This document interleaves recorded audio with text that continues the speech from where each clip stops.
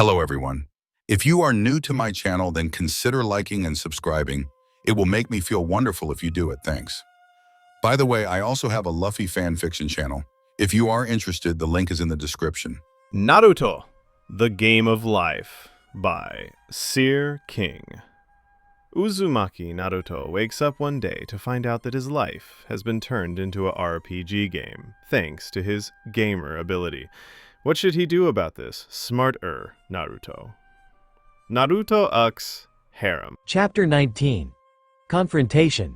Naruto vs. Mizuki later. Disused clearing, forest on the outskirts of Konoha. Uzumaki Naruto landed in the clearing with a large scroll slung over his back. He had even changed back to his casual getup to keep Mizuki from getting suspicious. While the scroll on his back was not the forbidden scroll of seals, it had not taken his GG long to whip up a very convincing fake. He'd even placed a few jutsu in it for Naruto to have a look at while he waited for the newest nuke nin of Konoha to arrive. His GG's plan was simply to allow Naruto to trick the man into showing his hand while he, and a few other ninja, watched via his crystal ball. That had been interesting to find out about. He'd always thought the thing was little more than a pretty paperweight. Instead, it was a fuinjutsu device linked to the village's defensive barriers that allowed it to be used as a focus for the Tomagane no Jutsu, telescope technique, anywhere within Konoha. The quest that his gamer power had generated had been an even more interesting motivator. Quest alert. The hatred of a traitor. Toji Mizuki, your second teacher at the academy, has tried to trick you into betraying Konoha by stealing the forbidden scroll of seals. You took it to the Hokage, who has arranged a plan to expose his treason. And you play a starring role in it, by the way. Quest objective.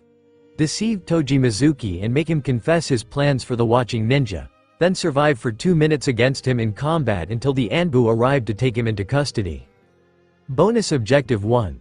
Before Toji Mizuki arrives at the clearing, learn at least one jutsu from the fake scroll of seals in your possession. Bonus objective 2.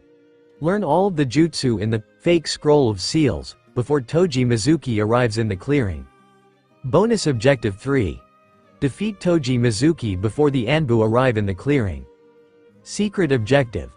Main quest reward. Plus 1000 reputation with Konohagakure no Sato Shinobi Forces. Plus 500 reputation with and promotion to Genin, plus 2000 Ryo, random A rank jutsu scroll. Bonus reward 1. Plus 500 reputation with, plus 500 reputation with, and plus 100 Ryo, 3 random fuinjutsu scrolls. Bonus reward 2. Plus 1000 reputation with, plus 1000 reputation with, and plus 100 Ryo, 6 random fuinjutsu scrolls. Bonus reward 3 to minus 500 reputation with Namadate Tsubaki, plus 500 reputation with Konohagakure Shinobi Forces, plus 500 reputation with Konohagakure Anbu. Bounty for capturing C-rank nuke nin. Random reward. Toji Mizuki's shinobi equipment. Secret objective reward. The quest had auto-accepted, which was irksome, not to mention new. Still, he would have accepted it anyway. The chance to grind one Toji Mizuki's face into the ground for all the crap he'd put him through was too good to pass up. The rewards were just the icing on the cake. Heaving the scroll onto the ground, he unfurled it and quickly skimmed through it to see just what he had to work with. The Shuriken Kage Bunshin no Jutsu. Shuriken Shadow Clone Jutsu. The Soshuriken no Jutsu. Manipulated Shuriken Jutsu. The Ninpo. Shuriken Ranbu, Ninja Art. Shuriken Wild Dance. Ninpo. Shuriken Goshin, Ninja Art. Shuriken Giant Body. And Ninpo. Cage Shuriken, Ninja Art. Shadow Shuriken. Naruto read out loud with a frown. Aside from the Shuriken version of his Shadow Clone Jutsu and the Shuriken Giant Body technique, which were an A and a low C ranked respectively, they were all D rank jutsu. Then again, he didn't have that many non-elemental ninjutsu, so this was a good thing. Plus he'd possibly be able to show them to Tenten when he had the time. Naruto spotted a note on the bottom of the scroll. Naruto-kun, forgive me, but I must admit to being curious as to exactly how your gamer power will affect your ability to learn new technique without accessing the scroll devouring aspect of it. so I have not supplied individual scrolls for these jutsu. I will be expecting a verbal report on the matter after your mission is complete. Sarutobi Hiruzen. Huh, makes sense. I've told Gigi that I can learn jutsu using my gamer abilities power to devour scrolls and textbooks and via the normal way, but I don't think I've ever shown him the second one, he thought with a nod. Looking at the jutsu, he decided that the easiest jutsu to try and learn would be the Shuriken Cage Bunshin no Jutsu, as he already knew a different version of it. Unfortunately, it was not as easy as he first thought. Usually, it only took him 6 or so attempts to make a jutsu work, but with this one it took him just over 2 dozen. When he finally managed to get the skill down, he discovered why. Congratulations! You have learned the Shuriken Cage Bunshin no Jutsu. Shuriken Cage Bunshin no Jutsu. Active, LV1, 00.00. The Shuriken Shadow Clone technique was created by the Sandaime Hokage, Sarutobi Hiruzen, and is considered one of his signature techniques, remaining a mainstay in his arsenal for the entirety of his career since he first developed it while still training under the Nidaime Hokage, Tobarama Senju. Forming solid, material copies of an object using only chakra is considerably more difficult than copying the user's own body. Thus this jutsu is rated A rank, rather than B rank like its parent technique, the Shadow Clone Jutsu. At higher levels, the user can even use this jutsu on the larger Fuma Shuriken, increasing its lethality. Hand signs. Ox, dog, dragon, rat, dog, boar, snake, tiger. Requires at least 1 real shuriken in order to be used. Costs 50 CP to use. Once activated, 11 copies of the thrown shuriken will appear around it, with their damage being exact copies of the base damage of the original. Should multiple shuriken be thrown, copies of them will be made as well, with copies being made of up to 3 additional shuriken aside from the first. So making shuriken with his chakra was tougher than making clones of himself with his chakra, who knew? The blonde orphan immediately moved on to the simplest of the remaining 4 jutsu, the Shadow Shuriken Jutsu. Unlike the other jutsu on the scroll, this technique required no chakra or hand seals to perform, simply requiring excellent timing and a bit of sleight of hand, and Naruto had always been rather good with his hands. Congratulations! You have learned the Cage Shuriken no Jutsu. Cage Shuriken no Jutsu. Instant, LV1, 00.00. The Shadow Shuriken Jutsu is a simple sleight of hand trick used to conceal one thrown shuriken in the shadow of another. More complicated than it appears at first, the user has to throw both in one motion and synchronize the rotation of both in order to keep the lower one concealed perfectly in the shadow of the higher one. While useful, it is easily seen through if the target ducks down to avoid the visible shuriken. Costs 0 CP to use. No hand signs necessary. Requires 2 identical shuriken in order to be used. When used, the second shuriken counts as being in stealth, and any bonus skills you have that affect damage from stealth apply. Reduces the chance of the second shuriken being seen by the target from their perspective by 30%. A pretty useful jutsu, to boot. A chakraless, hand-signless jutsu is a pretty useful tool to have up your sleeve. Lots of people underestimated the simple jutsu out there. Next on the agenda was the Soshuriken no Jutsu. Being able to control shuriken from a distance was a pretty cool trick, and fortunately, his Gigi had provided lengths of almost transparent ninja wire to use for it. It took another quarter of an hour, because it took 5 minutes to realize that he needed an actual target to use the jutsu against, and another few attempting to make a target kun before he realized he could just use an Iwa Bunshin. He then spent another minute cursing himself out before actually learning the jutsu. Congratulations! You have learned the Soshuriken no Jutsu. Soshuriken no Jutsu. Active, LV1, 00.00. The manipulated shuriken jutsu is an application of wirework, used by ninja when the use of chakra is inadvisable for one reason or another. Attaching threads to one or more shuriken and throwing them, the user can direct the shuriken in mid-flight, with an expert only needing a twitch of a finger to change their course and attack the enemy. With a sufficiently imaginative mind, the tactics one can use are virtually endless. No hand signs necessary. Costs 0 CP to use. Requires at least 1 shuriken to have 1 length of ninja wire attached to it. Once in action, the user can manipulate the shuriken in any direction once in flight, within reason, but, initially at least, large and obvious hand motions are necessary to control them.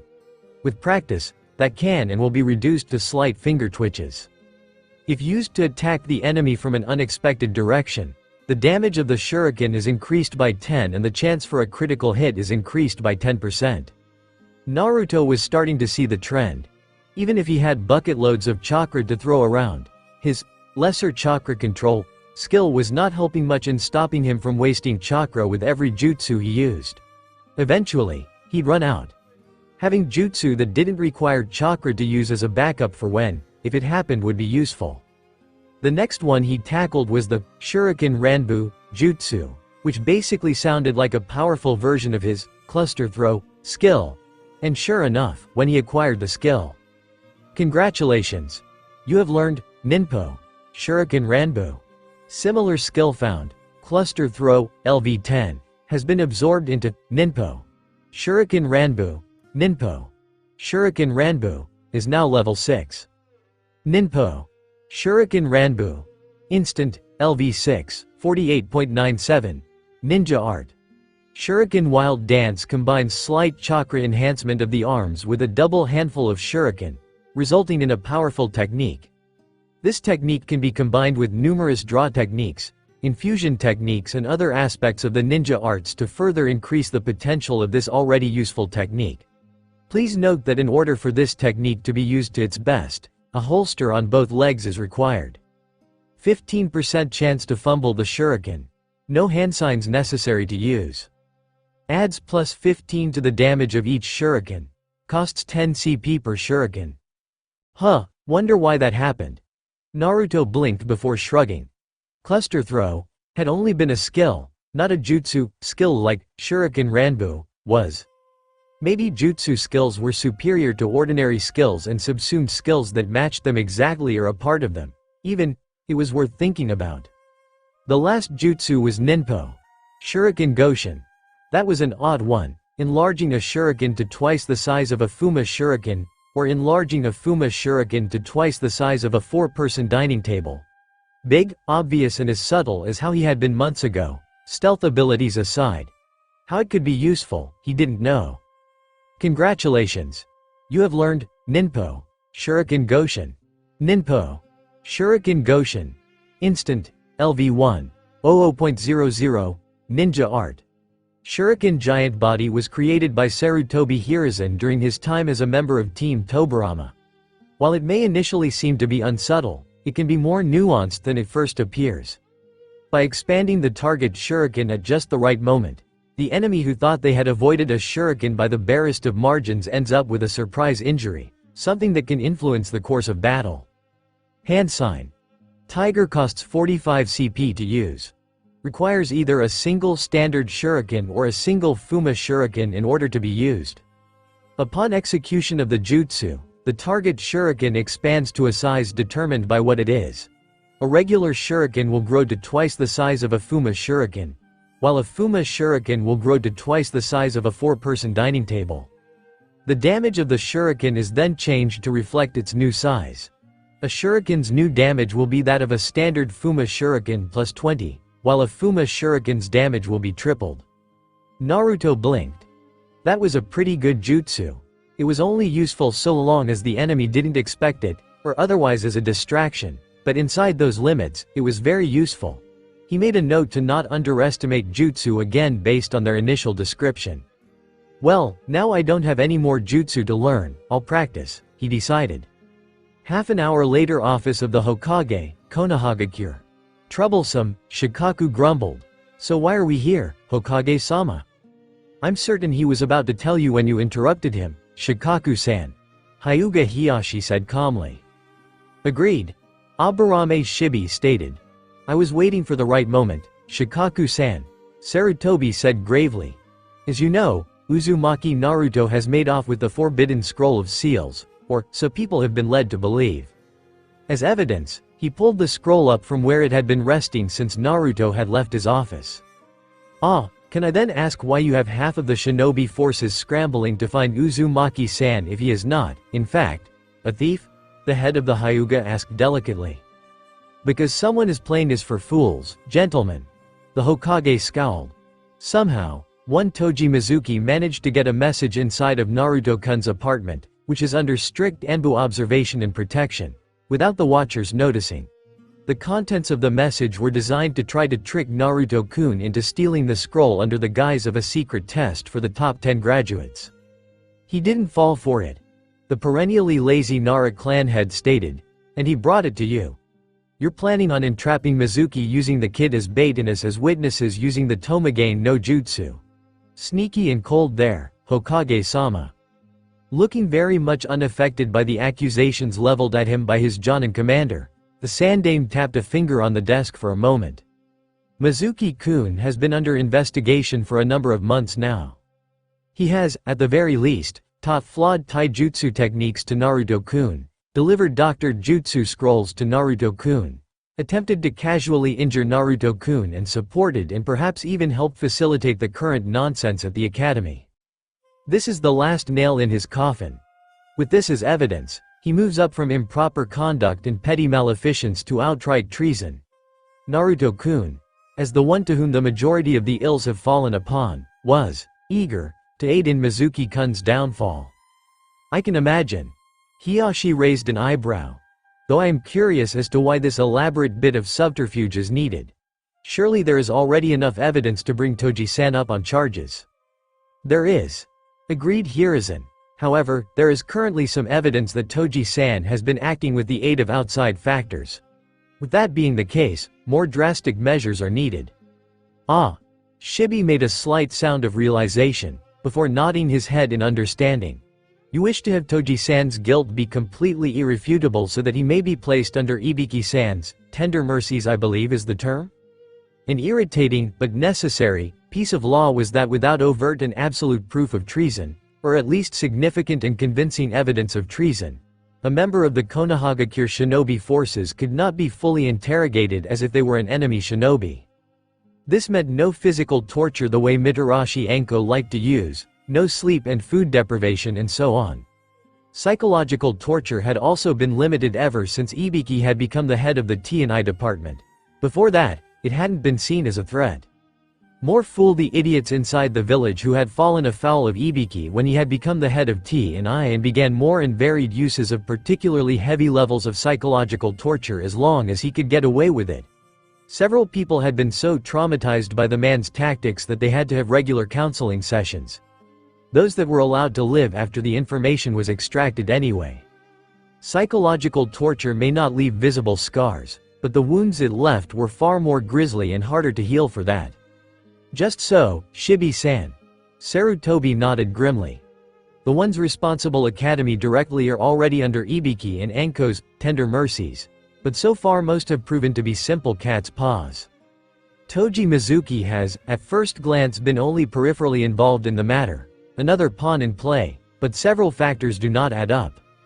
He has been peripherally involved in all aspects of the Academy's sabotage, even if in most minor of ways, while most of the others did not know of each other's involvement. That in and of itself raises suspicion.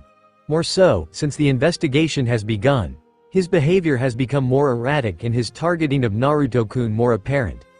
This speaks of far more than a simple grudge against the boy due to the Kyuubi. No, I believe that Mizuki-kun will have to be investigated in depth to discover exactly what he has been up to and on whose behalf. A wise decision. Shibi agreed. Why use Naruto-san though? An Enbu underneath a henge would be more than enough to fool a low-level chunin like Mizuki-san. According to reports given by Amino Iruka-kun, a close friend of Mizuki-kun and the one who first brought his suspicious actions to my attention, he knows a wide variety of differing ninjutsu. The Sandame stated, this includes the Kugutsu no Jutsu, puppetry jutsu. We acquired from our treaties with Sanagakure, various Doden ninjutsu, Kenjutsu, advanced Shurikenjutsu, the Muon Satsujin, silent killing, technique from Kirigakure, as well as Genjutsu, Kasumi, illusion, haze, and a variety of other techniques which he has not been seen using on any mission in recent years. All this speaks of a man who has grown well beyond his former skills, but is attempting to keep his growth unnoticed. Hiyashi pointed out with a frown. Wasn't he initially denied the post of an academy sensei because he was suspected of killing a comrade during a mission? Shikaku frowned. The man in question received a bad injury, one that claimed his life, according to Mizuki-kun's report at the time. Sarutobi recalled with a frown. Now I am left wondering if he did in fact kill him in case the injury became a hindrance to the mission's success. If that was the case, he would have been denied a post as an academy sensei and been busted down to genin again. Just then, the door opened, revealing Sarutobi Asuma and Hitaki Kakashi. Ah, Asuma-kun. Kakashi-kun. The Hokage nodded at them as the pair closed the door and walked over to stand next to the other three. How goes the search? As you'd expect. A lot of the ones who think Naruto's the Kyuubi reborn or something similar are up in arms, while everyone else is wondering who tricked him. The silver-haired Kakashi drawled. His lazy act was spoiled by the sharp look in his one visible eye. So how's Naruto doing himself? Asuma asked. He and Kakashi had been read into the plan from the outset, not that either was happy about it. In answer, Sarutobi brought out his crystal ball and activated the Tomagain no Jutsu, revealing a clearing in a forest, with a ramshackle shack to one side. To the other was the subject of the search by half of the shinobi forces currently stationed in Konoha. Uzumaki Naruto was working hard at practicing what all of the shinobi recognized as the Shadow Shuriken Jutsu. It was at a modestly good level as well. So he's on the run from the entire shinobi force, and he's practicing a D-rank jutsu. Shikaku deadpanned. Not sure if I'm insulted or amused by this. It's something I gave him to pass the time, Sarutobi said with a nod. Mizuki-kun isn't due to rendezvous with him for another 5 minutes or so. So he's had around about 2 hours to learn and practice the 5 jutsu that I gave him in the fake scroll of seals. And, judging from how smoothly he's using the Shadow Shuriken Jutsu, he's doing fairly well. Well, it is a chakraless D-rank jutsu, Hiyashi pointed out passively. One he hasn't seen before today, if I'm guessing right. Asuma pointed out mildly. After only 2 hours of practice, to have a good understanding of the jutsu is something beyond most ninja. I know that jutsu and it took me at least a week to get to the point the kid seems to be at right now. Troublesome. Shikaku grumbled as he mentally admitted that the former Guardian Ninja 12 member was perfectly correct. No matter if the jutsu was simple or not, or even used chakra or not, getting a firm grasp of how a jutsu worked, as well as any motions, movements and nuances in its usage, was not a quick process. This went especially for any jutsu that used weapons as a medium or a conduit. As a jutsu, most would consider the Cage Shuriken no Jutsu to be barely worthy of the distinction, as it was, at its base, simple sleight of hand and misdirection. That's what a civilian would see, at any rate. It was low-level, used no chakra and was seen through fairly easily. But it was that simplicity, lack of chakra and sleight of hand that made it a very useful technique to have at hand. When most went for flashy balls of fire and blasts of electricity, something as simple and as subtle as a second shuriken hidden beneath the first was the last thing most people expected. Many who relied on an ability to perceive or sense chakra to sense incoming attacks would be caught completely off guard simply because it required no chakra to use. For a shinobi, particularly one known to be as brash and flashy as Naruto Uzumaki was, it was the last thing most would expect to see him use. Which was probably why the Hokage had chosen it for the boy. Ah, and it's about to begin, Sarutobi said with a steely-eyed expression as Toji Mizuki appeared at the edge of the clearing. Let us see exactly what Mizuki-kun has to say for himself, then. Executing more hand signs, he enabled the Fuinjutsu arrays that permitted the crystal ball to allow sound to pass through the technique as well as sight. It made maintaining the Tomagain no Jutsu a bit more chakra-intensive, but even as old as he was, Sarutobi could maintain it for several hours. The 5 men before him gazed into the orb as the traitor approached Naruto. With Naruto, congratulations. The skill, Cage Shuriken no Jutsu, has leveled up, LV1 LV2. Nodding to himself in satisfaction, Naruto walked forward and grabbed the shuriken and gave them a quick once-over to check for damage. While their durability had dropped a couple of points, they were still good to use. Satisfied, he slipped them back into place in his holster. He'd leveled his 5 new jutsu by 1 apiece, which was pretty good going. He was going to have to get some Fuma Shuriken at some point, to make full use of both the Cage Shuriken no Jutsu and Ninpo Shuriken Goshin. Bloodlust detected. Several meters behind you, Naruto stiffened slightly as he heard the soft footfalls of someone else in the clearing and, judging by the all-too-familiar feeling of ki emanating from the person in question, it was Mizuki. Smiling quickly before putting on his best happy-go-nuts mask, Naruto turned around and beamed at the silver-haired Chunin. Toji Mizuki LV-28, traitor, Nuke Nin of Konohagakure. Hey Mizuki-sensei. He greeted the traitor. You got here pretty quick. I only had time to get one jutsu down. I doubt that the Cage Shuriken no Jutsu was in the scroll. The man offered back dryly. He was dressed in his usual Chunin outfit, with the addition of a pair of large shurikens slung over his back. No, that's something I picked up a while back. Naruto waved the idea away easily and threw 4 shuriken at the Iwa Bunshin that had hanged into a target kun. Watch this Datbeo, Shuriken Cage Bunshin no Jutsu. To Mizuki's disbelief, he watched as the 4 shuriken multiplied into 48, slamming into the target kun across multiple vital areas. There wasn't a ninja worth their salt who hadn't heard of the shuriken version of the Cage Bunshin no Jutsu.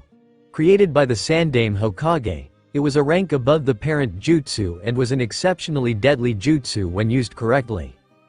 There should be no way for a normal boy to learn an A-rank jutsu in just 2 hours, the Chunin thought in shock. The demon MUF its powers. In his mind, he shuddered as he remembered staring up at the enormous mountain-sized 9-tailed fox as it laid waste to Konoha. Even if he hated Konoha, even if he despised it for keeping him from his rightful position, he would not let the demon grow in strength any more than it already had and possibly destroy Konoha all over again. He may have come to hate the village for its crimes against him, but the horror of the Kyuubi unleashed was not something he would wish upon his worst enemy.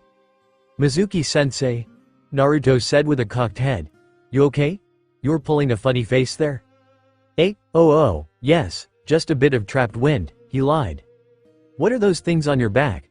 The blonde asked curiously after pausing for a moment. Oh, these are Dai Shuriken. Mizuki patted the closest point poking over his shoulder. Essentially just large versions of a standard shuriken. They're not as impressive looking as a Fuma Shuriken, but they're far more durable. I've had these 2 beauties for over 5 years and they've never let me down once. That's pretty cool. They expensive? Naruto eyed them thoughtfully. They can be 10,000 ryo each for an ordinary pair and about 50,000 for a good set like mine. Mizuki explained. For 70,000, you can get some with Fuinjutsu enhancements on them, although I prefer them without the extra bells and whistles. An idea occurred to Mizuki, making him suppress an evil grin. The demon had brought the scroll like the idiot that it was, and the massive purple scroll was currently leaning against a tree several feet away from the beast. All wrapped up. With a bit of trickery, he could end the demon with one strike. The big advantage to getting a superior Dai Shuriken over a regular one, Naruto-kun, he said as he unlimbered one of his Dai Shuriken, is that about 10 years ago, they discovered a method of permanently infusing an elemental affinity into chakra metal, albeit at a weak level. With water chakra metal covering the inside of the hole in the center of the Dai Shuriken, with a bit of chakra manipulation, you can do this. Doing so as he gripped the rim of the Dai Shuriken, the large thrown weapon started to spin rapidly until it was a blur, gathering dust to it as it spun. Whoa, that's awesome, Naruto exclaimed. Yes. Not only can you use it for close combat attacks, you can use it to add more power to your throw, Mizuki shouted as he flung the Dai Shuriken right at Naruto, who was only standing a couple of meters away. Once I tell them that I killed the demon because he tried to steal the scroll of seals, I'll be a hero, Mizuki exulted to himself. And I'll get the scroll to myself. Then an explosion of smoke surrounded Naruto just before the Dai Shuriken hit him. When the smoke cleared, the boy had been replaced by the target kun, which had reverted to its form as an Iwa Bunshin and had been cut in half. What the? Mizuki exclaimed in shock. Missed me, Mizuki-sensei, Naruto said from half the clearing away, smirking at the silver-haired Chunin. Your aim needs some work, sensei. You couldn't hit me with a flower pot, never mind a big-ass shuriken. You, the traitor growled angrily. You foul little demon. You've known about my plan from the start, haven't you? Considering you snuck a message into a building watched by a squad of Anbu, yeah, I have. Naruto admitted with an easy shrug. Only reason to go through all that trouble for something like this is if you were trying to pull a fast one on me. TCH. So what if you figured that out? Mizuki sneered. Once I kill you, I'll take the scroll and use it to gain power. So that's all this was? An excuse to kill me legitimately and take the forbidden scroll of seals? The blonde boy asked with a raised eyebrow. Yes. Mizuki snarled. Let me tell you something good, Naruto. The reason everyone around you looks down on you? The reason that everyone hates you? It's because you are the Kyuubi? 12 years ago, the Yondaime died in order to kill you and you were reincarnated as baby. You are a mistake that I'm going to remedy right here, right now. You really are a moron, you know that? Naruto snorted in contempt, looking utterly unaffected by Mizuki's words. Well, that certainly wasn't the reaction the traitorous Chunin had expected. Mizuki's jaw dropped and he managed to get a, huh, out. I am not the Kyuubi reborn, you half-baked excuse of a ninja. The boy stated firmly. I am Uzumaki Naruto, genin of Konohagakure no Sato and the Jinchuriki of the Kyuubi no Kitsune. In other words, the Yondaime sacrificed himself to seal it within me. If I die, then the Kyuubi will be released, you idiot. Mizuki paled for a moment before shaking it off. No, he couldn't let its words get to him. You couldn't trust the words of a kitsune, he wouldn't be deceived. So what? I'll be long gone by the time the beast gets its bearings, assuming you're even speaking the truth, brat. He sneered as he grabbed his other Dai shuriken and started it spinning. I'll be the one to have the power of the scroll and you'll be dead. With another heave, he sent the spinning weapon hurtling at Naruto, who quickly ran through the 6 hand signs for his best defensive jutsu. Futon. Fujinheki, he shouted and a wall of wind roared into existence in front of him. The Dai shuriken slammed into it and struggled for a moment before being sent flying off to slam into a tree. Naruto breathed a sigh of relief. All that work to get it to LV5 had been worth it, as that attack had dealt out 200 points of damage at least. The natural advantage that Futon Jutsu had against thrown weapons had reduced that damage down to 150, and his Fujinheki had 160 durability points. Just barely safe. Naruto wasn't sitting on his ass though. He wanted to defeat Mizuki and he could see the clock counting down from 2 minutes already, so he ran through the 6 hand signs of his next jutsu. Kaden.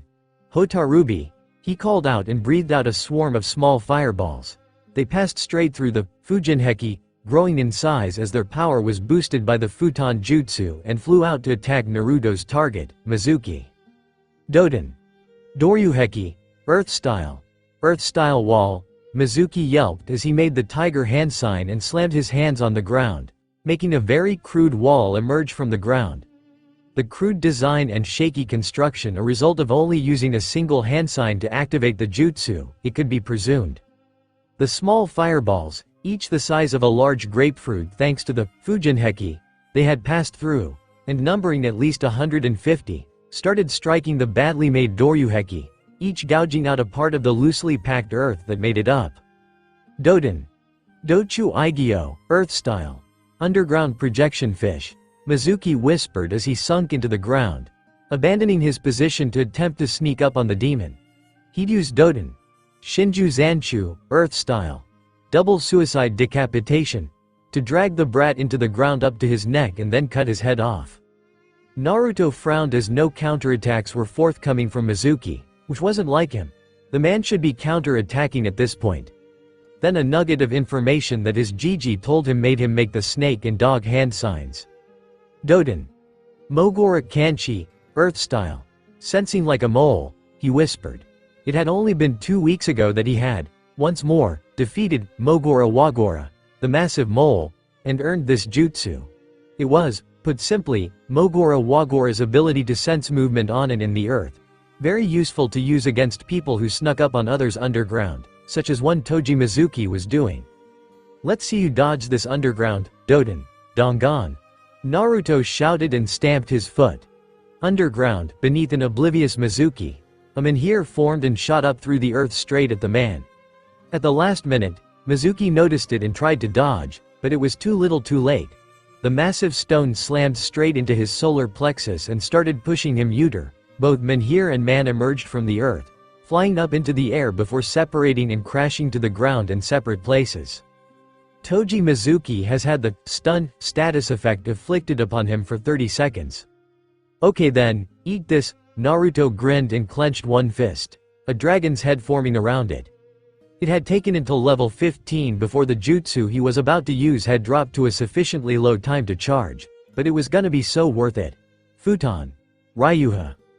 Punching forwards as he shouted, Naruto unleashed the jutsu, a massively long serpentine dragon made of wind launching itself from his clenched fist. Coiling and soaring through the air, it made a beeline towards Mizuki, who had just recovered from having the wind driven out of him by a lump of stone heavier than he was. Oh crap, he paled and sunk into the ground, but his arm got clipped by the dragon, shredding his dark blue shirt sleeve and creating dozens of small cuts across his skin. Underground, the new Nuke Nin cursed and started wrapping a bandage around the wounds on his arm that he had taken from his pouch. Damn it, how the hell is the demon this strong? He thought furiously and with not a touch of fear. It's obviously been concealing what it knows, I had to end it, quickly. Naruto was also concerned. He only had about another 30 seconds to beat Mizuki before the Anbu turned up. Fortunately, the Chunin emerged near one of his Dai Shuriken. Reclaiming his weapon in an instant, the traitorous Chunin started running towards him with it spinning furiously. Die, Kyuubi, he bellowed, drawing his weapon back. Naruto smirked and drew his tanto. Mizuki hadn't taken any notice of them, or if he had, he'd dismissed their threat as minimal. His big mistake. Futon Chakra Nagashi, he muttered, sending Futon Chakra into Tsubaki and Sumair. Naruto then executed the Hasamagiri against the incoming Dai Shuriken, cutting it in half, just barely missing the skin of Mizuki's knuckles. Mizuki leapt back, panic on his face as Naruto continued the attack. Doden Chakra Nagashi, Naruto growled before speeding up and slamming his now very dense tanto into his former sensei's body, breaking several bones. Gah! The Chunin roared in pain. I'm going to kill you and everyone you care for, demon. That made something snap inside of the blonde Uzumaki, unleashing a feral rage that flooded his mind and body. No you won't, Naruto roared back and, as if bidden by some unseen force, dropped his weapons to make the clone hand sign. Kage Bunshin no Jutsu. In an explosion of smoke, an entire army of Naruto clones stood surrounding Mizuki, who gaped at them in shock for just an instant before they dogpiled the traitor, fists and feet slamming into every part of his body. Naruto looked bewildered. That was way more clones than he had ever summoned before. After about 10 seconds, all of his clones dispelled themselves and Naruto was presented with the sight of one badly beaten, and unconscious, Toji Mizuki. And there were still 3 seconds on the clock. He waved away the notifications until he had some alone time later. Huh, Yata. He cheered. Take that, bastard traitor. No sooner was the last syllable out of his mouth than the clearing was full of Anbu, 2 binding Mizuki's arms, 1 retrieving the fake scroll and 1, the purple-haired cat-masked Anbu he was familiar with, approached him. Genin Uzumaki, congratulations. She said with a nod at him. Not many fresh genin could take down a Chunin. You're unharmed? A bit drained chakra-wise, but I'm unhurt, Naruto said after checking himself over. The traitor's not though. I got him good in the chest with a Dangan. His arms cut to hell from a Ryuha and I definitely broke some bones with the last clash we had before you all arrived, Neko-san. So noted, Genin Uzumaki. Neko nodded again. Hokage-sama gave orders to take you to see him after this incident was resolved, which it has now been. Saru-san and Tori-san will take the traitor to T&I for processing, while Ryu-san will accompany us to Hokage-sama. Sighed along Shunshin again? Naruto asked with a sigh. Sadly, yes, Uzumaki-san. Neko replied with an amused tone to her voice as she placed one hand on his shoulder. In 3, 2, 1, now. In a swirl of leaves, she, Naruto and the dragon-masked Anbu vanished from the clearing. With the Hokage, so then, opinions, gentlemen? Sarutobi asked as he deactivated the Tomagane no Jutsu and sat back on his chair. Genin Uzumaki is rather skilled with ninjutsu and the Hokage taijutsu style, although his kenjutsu with his tanto leaves something to be desired. Hiyashi offered simply. He has been unable to access the library to acquire a proper style due to his civilian status. Amino Iruka has been kept busy with reorganizing the academy and Asuma has been busy getting back into the swing of missions. The Hokage said with a frown. Additionally, the staff members of the library were denying him entry even into the civilian section. I have since fired and replaced them with good, even-minded people, so that should not be an issue from here on out. The traitor severely underestimated the kid. Shikaku said bluntly.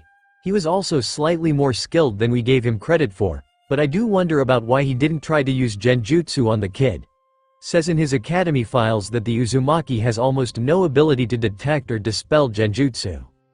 Mizuki was of the foolish opinion that Genin Uzumaki was the Kyuubi reborn, Shikaku-san. Shibi pointed out softly. Do recall that only one individual has ever been known to be able to use genjutsu on a biju. Mizuki may have been arrogant and foolish, but even he dared not compare himself to Uchiha Madara. Troublesome. Yeah, I can see that. The Jonin commander nodded. It was a pretty good combo that the kid came up with, using the Fujinheki to power up his Hotarubi. Asuma opined. He also seems to have some kind of sensory jutsu for detecting people underground. Pretty useful thing to have. That was Doden. Mogura Kanchi. Kakashi put in. It's not a rare jutsu, but it's more commonly practiced in Iwa than here. Where'd he find it? Training Ground 13. The Hokage said. It's apparently not been swept through for quite some time, so has accumulated scrolls regarding various techniques. Naruto-kun is in charge of clearing it out, an ongoing D-rank mission. Huh. The silver-haired Jonin nodded. His tactics need some work, but it looks like we've got a diamond in the rough here, Hokage-sama.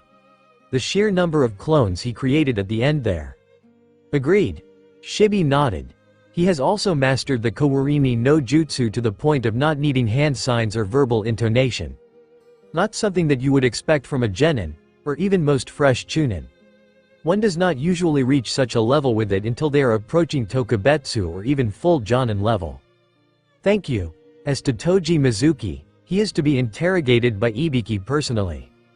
Every scrap of information he has will be extracted and he will be sent to the Konoha Strict Correctional Facility once that is completed. The duration of his sentence will be determined depending on what information Ibiki extracts from him. Sarutobi states firmly, his eyes determined. Neko-san and Naruto-kun ought to be here shortly, so you five are dismissed. Kindly write up everything you saw and heard on the crystal ball and hand it in before Monday. Asuma, come by tomorrow. I have something I need to inform you about, SS rank. His son's eyebrows shot up in shock, but he pulled himself together and nodded at his father. Hi, Hokage-sama. Not long after the five men left, Neko led Ryu and Naruto in. Studying the boy in person made the Hokage feel a bit more at ease. No wounds and only a minor case of chakra depletion that was already rapidly recovering. Sarutobi often found himself somewhat envious of how rapidly the boy's chakra regenerated. It would serve him well as a shinobi. Neko-san, Ryu-san, Naruto-kun. He greeted them all. Neko-san, ma. Neko nodded. The traitor Toji Mizuki was defeated by Genin Uzumaki seconds before my squad arrived on the scene. Saru and Tori are securing him and taking him to the T&I department. Ryu has the Scroll of Seals and Genin Uzumaki is completely unharmed. Excellent work. Sarutobi nodded. Kindly go and call off the search for Naruto-kun and give the prepared story to them. Hi, Hokage-sama. Neko nodded again. After Ryu handed over the fake scroll, the two Anbu vanished in puffs of smoke. So Naruto-kun, how was it? Fighting Mizuki? The Hokage asked his surrogate grandson. After all the crap that guy's given me over the last year, it was very, what's the word? Naruto blinked as he tried to think of the right word. Starts with a C, means satisfying. Cathartic? The Sandame suggested with a knowing smirk. Yeah, that's it. The new genin nodded enthusiastically. Man, he was a tricky one. Much harder than fighting the chakra mutations because he could actually use jutsu. If I hadn't gotten my hands on the Mogura Kanchi no Jutsu, he might have gotten me though. Yes. Doten is a very underappreciated element, but as Mizuki demonstrated, it can be used in a variety of ways. The Hokage nodded. Now, as you successfully captured Mizuki, you have earned his bounty, that would be a C-rank Nuke Nin's bounty, as well as all of his ninja tools and jutsu scrolls. I am afraid that his fiancé will be upset with you though. Tsubaki-san, right? Naruto asked with a sigh. Yeah, my power already told me I'd take a hit with her, reputation-wise. Can't be helped though. The guy was nuts, thinking I was the Kyuubi reborn and all that. Hatred can destroy people, as I told you a few months ago, Naruto-kun. Sarutobi sighed sadly. Mizuki-kun was, in all probability, once a loyal member of Konoha. But after witnessing the Kyuubi attack and a certain incident twisting his values, he became the man who attacked you today. A sad happenstance, for the Chunin forces are the mainstay of the military power of a hidden village. Losing one to his own hatred and greed is not something that is a cause for celebration, but it had to be done. Naruto nodded solemnly. He personally felt that getting shot of Mizuki was for the better, but his Gigi had to think about the military situation in Konoha as a whole, so the boy said nothing. Anyway, congratulations on graduating, Naruto-kun. The Hokage said warmly. Given your performance today, I believe you will do well in our forces. Have this as a graduation present from me. Reaching under the desk, Sarutobi pulled out a green haori with the kanji for wind emblazoned on the back. That's part of the Greater Fujin set, Naruto exclaimed in shock. Yes. I had a look through the Sarutobi clan's storehouse and found that one of our members 10 years ago was a futon primary and Doten secondary much as you are. He wore this until he became a Chunin and gained access to better equipment. The Sandame said. I reimbursed the clan for its value and had it checked over and repaired to its original glory before giving it to you. I think it'll suit you quite well. Thanks, Gigi. The orphan exclaimed and used, observe, on it. Greater Fujin Haori, emblazoned with the kanji for wind in the center of its back. This haori is perfect for one who aspires to use futon ninjutsu, as it is said that the one who wears it will find their futon ninjutsu to be greatly empowered. Part of the Greater Fujin set. Level 17 requires level 5 futon affinity. Def plus 50. Effect 1. Futon Assault Empowerment. Increase the damage dealt by all offensive futon ninjutsu by 5%. Effect 2. Futon Defensive Empowerment. Increase the durability of all futon defensive ninjutsu and constructs by 5%. Effect 3. Futon Blade Enhancement. Increase the attack power and durability of all futon ninjutsu that involve blades by a further 5% in addition to any other power-ups. Naruto grinned. He was just a short time away from gaining the 5th level of his natural primary futon affinity, so this was perfect. Also, take this. Sarutobi gave Naruto a square token with a C carved onto it. This bounty authorization token allows you to claim a bounty from the main desk. Neko-san should have posted Mizuki's bounty down there as she passed, so you can claim the reward. If you have any problems, tell me and I'll have Neko-san politely explain the situation. The grimly amused expression on the Hokage's face told Naruto that Neko-san would be using her sword to do her talking if anyone was stupid enough to ignore an official token from the Hokage's own hand. Got it, Gigi. Naruto nodded. Before you go, I have something to tell you, Naruto-kun. Sarutobi said seriously. As you know, you'll be put onto a team on Monday. Unfortunately, the last 5 years of your lessons at the academy have been sabotaged.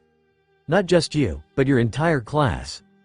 Iruka-kun is going through the old syllabus and comparing it with the one you were taught under to see exactly what parts have been altered and curtailed. Why would they weaken our training? The Uzumaki boy didn't know whether to be angry or baffled. Civilians. The Sandame shook his head in irritation. A lot of them are indignant about the status that shinobi get in Konoha, so they wanted to have more of their children in positions of prestige and power to possibly enact changes at a later date. They didn't like their children's chances with the old curriculum, so they bribed key personnel at the academy, including the headmaster, to weaken it, letting more civilians graduate. It didn't stop the Jonin from weeding out the unworthy with their tests, but to be fair to the better among the civilian-born, 9/10 of them passed the test the following year. indignant about ninja having power and influence in an actual ninja village. Naruto stated slowly, as if to enunciate the words aloud would have them make more sense to him. They didn't. You should have the medics crack them open for research on how stupid people can get without having a brain, GG. Sarutobi stifled a chuckle. As fun as that sounds, Naruto-kun, that's only permitted in times of war and only on spies, traitors and particularly infamous enemy shinobi. Anyway, the point is that even as officially graduated genin, your class will have many holes in your education. You, just for an example, are the only one who has been blooded against chakra mutations, whereas the class should have been taken to a chakra-saturated training ground to get their first kills 3 months ago. You also lack sufficient training in regards to resisting and breaking genjutsu. Had Mizuki thought with his head rather than with his prejudices, he may have gained the upper hand against you. Naruto winced. Yeah, my chakra control just isn't good enough. It's called lesser chakra control for a start and it's barely at level 20. Using any kind of weak genjutsu needs me to get an increasingly high amount of chakra control. The more chakra I get, the higher the requirement is. I might as well try juggling horses with one hand tied behind my back for all the good my chakra control does me. What about detecting and dispelling genjutsu? The Hokage asked curiously. I have to max out lesser chakra control in order to be able to detect and dispel genjutsu. Naruto almost growled in frustration. I won't be using any kind of genjutsu in my life, barring some kind of super awesome power-up. So long as you can defend yourself against it, that is enough. Sarutobi nodded. Will it become a skill that you can level up, do you think? I think it will. Naruto said uncertainly. Most techniques that can be advanced like normal can be turned into skills. Even something as mundane as dishwashing. There is still much that I fail to understand about your power, Naruto-kun, and the part where you develop seemingly inane and useless skills like that is one of them. Sarutobi said with a shake of his head after a moment to mentally boggle at that example. Join the club. The boy grumbled. Aging that you will be able to advance your skills in countering genjutsu, even if casting them is beyond you. The Hokage nodded to himself. Anyway, in order to counter the holes in your educations, all teams will, after being formally accepted by their Jonin sensei, be regularly given inter-team training. A veteran team has volunteered to help train you all as well, the former Team 9, Team Guy, which has young Tenten on it. I get to train with Ten-chan on a regular basis. Thanks, Gigi, Naruto yelled excitedly. Noting the affectionate honorific directed at the tomboy weapons mistress for later blackmail and/or teasing, Sarutobi smiled at his surrogate grandson's excitement. It won't be with just Tenten-chan. He gently reminded Naruto. You'll have to spar against the others as well. I will. The Uzumaki boy nodded obediently. Very good. Please keep this to yourself until the time of the first inter-team training session. Sarutobi requested. Now, off home with you. You deserve a good night's sleep after bringing in a traitor on your very first day as a genin. He finished with a laugh. Gotcha, Gigi. You get some sleep too. You need it. Naruto shot back at him as he left, leaving Sarutobi to roll his eyes.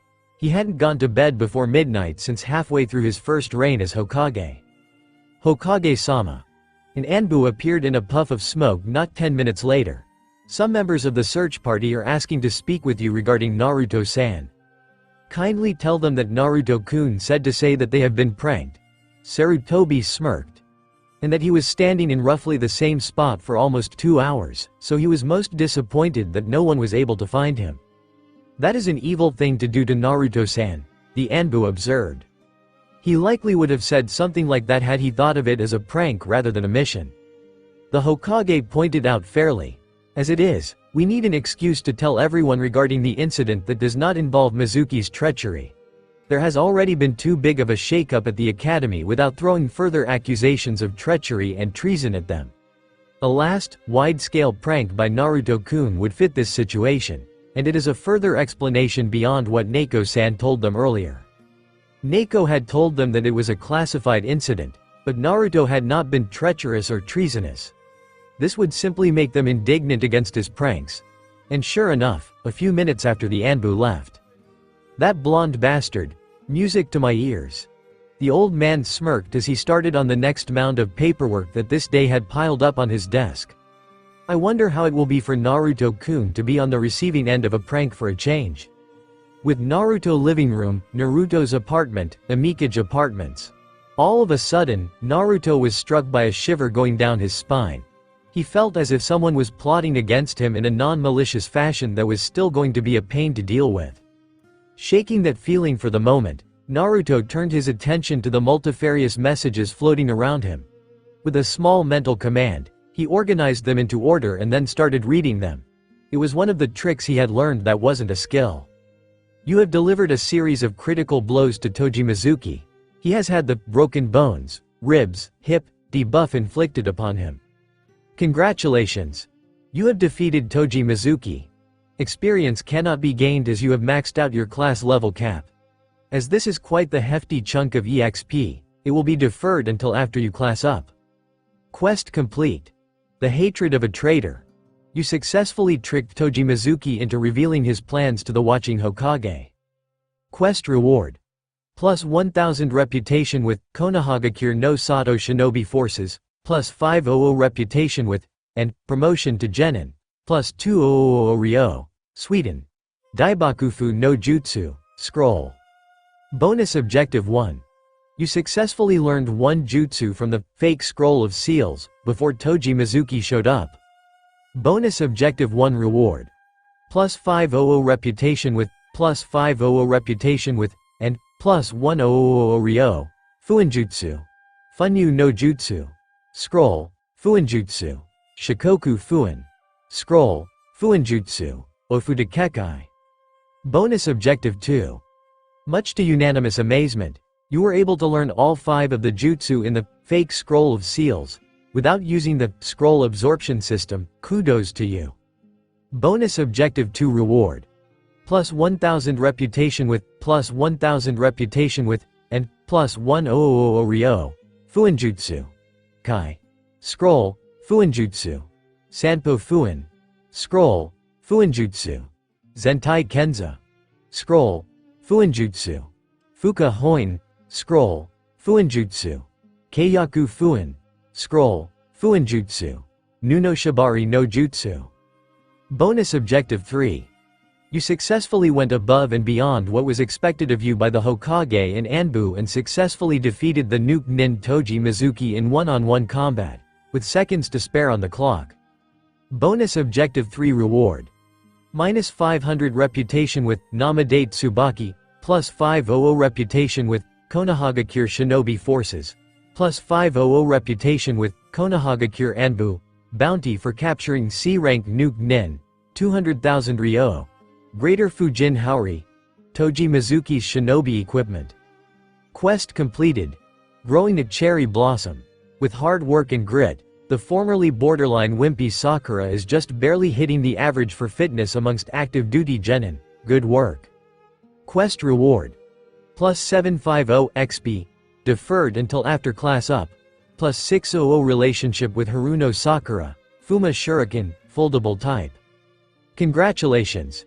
You have successfully earned your position as a Genin-ranked shinobi of Konohagakure. The title, Genin, has been added to your list of titles. The title, Bounty Hunter, has been added to your list of titles as a result of bringing in a Nuke Nin. You have now classed up, level restriction has been upgraded to 40. You have acquired the accumulated experience from the defeat of Toji Mizuki and completing the hatred of a traitor, and growing the cherry blossom quests. You gained 17,750 express. Phew, that's a lot of stuff to go through. Naruto shook his head. All of it was good news though. Getting on the good sides of the regular shinobi forces and Anbu couldn't be anything else. There was the downside that Mizuki's fiancé was going to be pissed at him, but there was nothing he could do about that. All of the Fuinjutsu scrolls would be useful, as his repertoire was very limited in that regard, although he wasn't sure if his Fuinjutsu and calligraphy levels were high enough to learn them. Getting all of Mizuki's equipment would be useful, for all that the man was a louse and a traitor, he had good taste in equipment. The Dai Shuriken was a good addition, as was the katana that he had possessed, but not used against Naruto for whatever reason. The miscellaneous kunai and shuriken would mean he wouldn't have to buy any for at least a month or two, and he now had a spare hite 8. The quest regarding Sakura-chan had been something of a relief. He had wondered why he hadn't gotten a notice about failure or success during the whole big lecture. But evidently his power considered that the moment he became a genin was the deadline. The rewards were rather nice, especially that Fuma's shuriken saved him a bit of Ryo in that regard. Name: Uzumaki Naruto class. The gamer level: 17, next level: 59.93%. Title: Genin, plus 15% express to LV25, age: 12 HP, 2000. CP: 2200 STR, 43 STA, 46. Plus 10, Dex: 40 INT, 41, plus 5. WIS: 37 LUK. Looking at his newly updated status page, Naruto felt a swell of pride. Finally, after 3 failed attempts at graduating, he was a ninja at last. The screen in front of him wavered just then and Naruto blinked. That had never happened before. Before he could do anything else, the status screen snapped out of existence and another one popped up in its place. Congratulations! You have completed the prologue. What? As the prologue is now completed, the gamer will now expand to encompass the elemental nations, rather than just Konohagakure and its environs. What? Due to the technical irritual aspects involved, the gamer will be going into version up mode. The interface, stat calculation and jutsu damage calculation aspects, among others, will be updated and improved upon. Unfortunately, this means that you will be unable to access the majority of functions for the gamer during the update duration. What? The estimated time to complete this upgrade is 48.00 hours. Please accept the sincere apologies of the management if this inconveniences you in any way. You will be compensated with a free gift of your choice from a selection of 3 upon completion of this upgrade by way of a proper apology. Have a nice day. This bullshit again? Naruto exploded in a mixture of exasperation, anger and disbelief at being jerked around by his power for what had to be the umpteenth time. Swearing under his breath, Naruto took stock of what he could and couldn't do. He could use jutsu, skills and access the inventory. Everything else was utterly useless. Great. The newly promoted genin groaned. Well, no point crying over spilt milk. As he turned to head to the kitchen, he froze. Standing at the door to the living room was Iruka-sensei and he had a scary smile on his face. So Naruto, he said as he cracked his knuckles. What's this I hear about you playing a prank on the entire shinobi force? The blonde boy had one thought at this situation. This is gonna suck. Chapter 20. The teams assemble. The next day living room, Naruto's apartment. Amino Iruka was feeling very much like a right heel at the moment. After he had kicked Naruto's ass for pranking the entire shinobi force, at the time, he'd also felt a small flicker of pride at the boy being able to cause mass chaos so easily without getting caught. That kind of ability would serve him well in the future. He had been summoned to the Hokage's office. There, he had been told the truth, how Mizuki, his friend, had tried to trick Naruto into committing treason. How the blonde boy had, in return, easily caught onto the deception given Mizuki's past animosity and had brought it to the Hokage. And how the crafty old bastard had arranged things so that Mizuki had been given just enough rope to hang himself before seeing him carted off to Anko and Ibiki. More than that, Naruto had fought and defeated Mizuki when the Chunin had tried to kill him. Pride, anger and shame had warred within Iruka. Pride at Naruto, for being cautious, for using his head rather than rushing in like he would have as little as a year ago, for reporting it to the Hokage, and for defeating someone who, by rank, was many times stronger than he was. Anger at the Hokage for using Naruto as bait for a trap, at Mizuki for turning traitor and trying to kill Naruto, and at himself for not acting sooner to stop Mizuki going down that path. As for the shame, some of it was for not stopping Mizuki from turning traitor and attacking Naruto. But mostly, he was deeply ashamed of kicking Naruto's ass the previous night without listening to anything the boy said in his defense. Which was why he was here to apologize. Naruto, unfortunately, was pouting at him with a slight twitch in one eye. A largish bump on top of his head from the technique Iruka had used on him the previous day, the one his fellow Chunin-sensei jokingly called the I no Akatsu. Roar of love. A loud shout, swiftly followed by teleporting in close with a shunshin and a heavy whack across the head. In the end, he'd had to promise to treat the boy to a couple of large bowls of ramen at Ichiraku's before Naruto unbent enough to accept his apology. Anyway, Hokage-sama told me about everything that happened yesterday. Iruka told Naruto after he finished apologizing, and I am very impressed. You've really learned how to use your head rather than just relying on your fists. You not only quickly identified the suspicious actions of a supposed ally and brought them to your superior, but you even managed to successfully turn the trap back on Mizuki and learned a scroll's worth of jutsu to boot. All in all, a very impressive night's work, Naruto. Hehehe, nothing to it but to do it, Iruka-sensei datbeo. Naruto grinned. Do you mind looking over the jutsu that I managed to learn last night and give me some pointers on them? Of course. While technically we're still teacher and student until you're officially been assigned to a Jonin sensei, you're also technically a genin and not under the academy's authority any longer. So the law shouldn't be a problem. Iruka nodded. Chunin sensei weren't allowed to tutor their students outside of class in order to prevent favoritism, or at least heavily mitigate it, as teachers always tended to have favorites, regardless of policy. However, once a student received their Hite 8, they fell into a bit of a legal gray area until the secondary genin exam administered by their assigned Jonin sensei. While he still couldn't privately teach Naruto any new techniques, offering critique and pointers on improving his already existent skills was well within the bounds. Yata! Naruto cheered, smiling at his enthusiasm. Iruka followed the boy down to the apartment building's shuriken range and watched as Naruto demonstrated the jutsu he had learned the previous day, starting with the shuriken cage bunshin no jutsu. It took Iruka's mind a moment to reboot at the realization that his student had learned an A-rank jutsu that even he couldn't use and, unfortunately, couldn't help him with. Fortunately, the rest were jutsu that the scarred Chunin knew and could give some quite useful pointers on.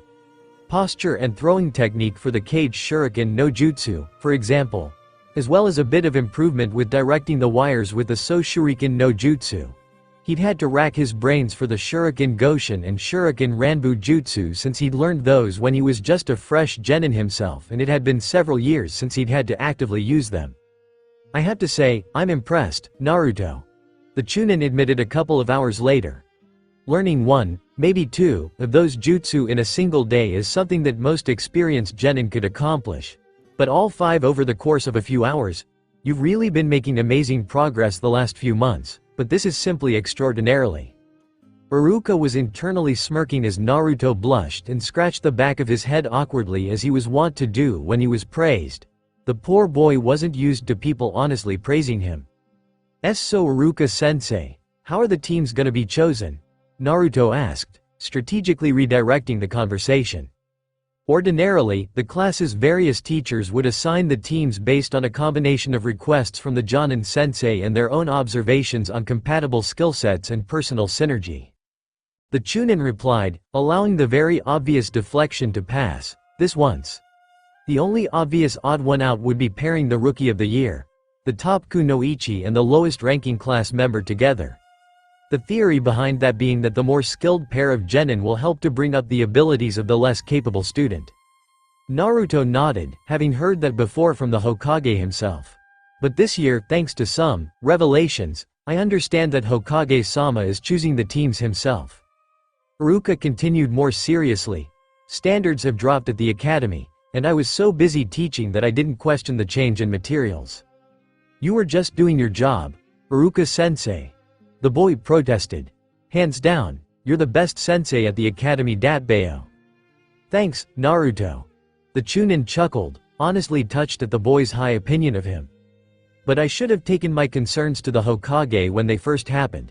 As it is, as I was the one to bring my worries about the traitor Mizuki to Hokage-sama's attention, I'm not going to be punished. Instead, from here on out, the entirety of the academy staff will be made to take at least one mission outside of Konoha every 2 weeks in order to impress upon us the realities of shinobi life and why some things need to be taught in the academy. Cool, so we may be on the same mission someday? The blonde smiled at that. Possibly. Iruka allowed.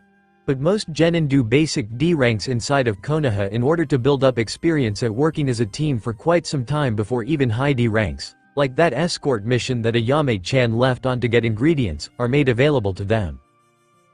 Aren't D ranks basically chump change missions? Naruto asked, looking concerned. How'll I pay my utilities with those? All shinobi of Konoha get a basic salary, depending on their rank and if they live with a clan or not, in addition to their mission pay, Naruto. Iruka explained patiently. You'll have more than enough to pay for them. Plus, even if you only do one mission a day with your team, there's nothing stopping you from taking a solo mission so long as it's one that lone genin can take. That's a relief. Naruto sighed in relief. Wait, why would being in a clan affect your pay? If you're a part of an active shinobi clan, you generally have to offer up a portion of your pay as a tithe to help support the clan itself. In exchange, the clan generally provides a residence and general utilities and some other benefits for their shinobi. The Chunin told him. That ups the amount they receive slightly to accommodate for it. You, as another example, live alone, with no dependent. The amount you should receive is much higher. If you don't get any pay, let the Hokage know, okay? Gotcha, Iruka-sensei. Naruto agreed. By the way, can I get into the genin's area of the library yet? Afraid not just yet. You have to be assigned to your Jonin sensei and team before you're considered a fully qualified genin. Iruka shook his head. Or rather, not until you pass your Jonin sensei's test, he added silently. Ah man. How am I supposed to use my swords in any kind of real fight with only the self-taught crossing crud I've been able to learn on my own? The boy grumbled. You can fight well enough without them, Naruto. Iruka laughed and ruffled the boy's hair again, choosing to ignore the near miss, earning a whine and a pout from the blonde boy. Learning sword styles takes a lot more time than throwing shuriken or using a kunai. Even with your improvements, I doubt that a few extra days of training would change much in that area. Okay, I guess you're right, Iruka-sensei, Naruto sighed. He was willing to bet his gamer abilities would prove that theory wrong, if he could use the damn thing. After chatting for a few more minutes, Iruka left to report to the Hokage. He'd been temporarily transferred to the Hokage's office as his assistant for mission assignments, which was actually a step up from being a teacher in both prestige and pay, until the new school year started in a few months and he was assigned a new class of shinobi aspirants. Naruto, left alone at last, eyed the stupid timer that only he could see, which was counting down to his gamer power coming back online fully. It had barely been 16 hours and he was going nuts wondering exactly why the hell his power needed to version up. Whatever the hell that was. Obviously it was some kind of update, but why couldn't it come out and say that? Stupid reality-breaking power.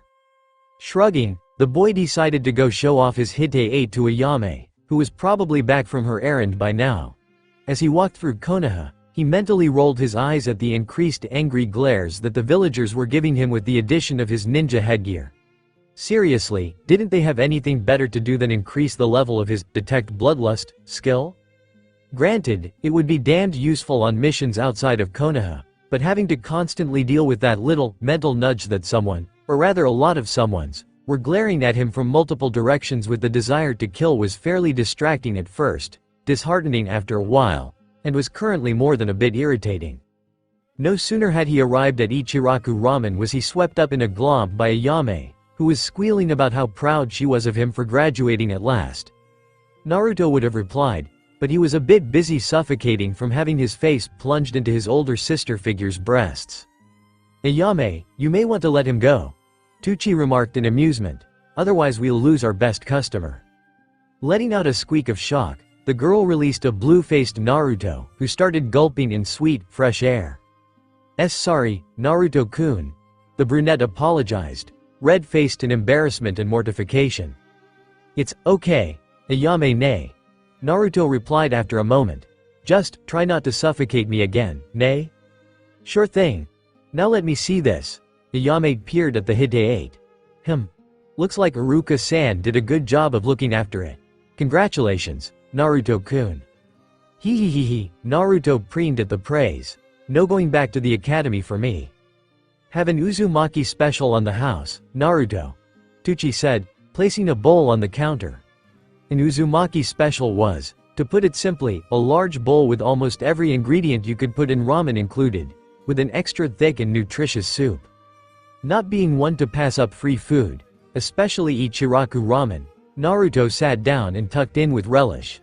As he ate, he felt completely at peace. Life was good. The next day, evening training room, Amikage Apartments. Ding!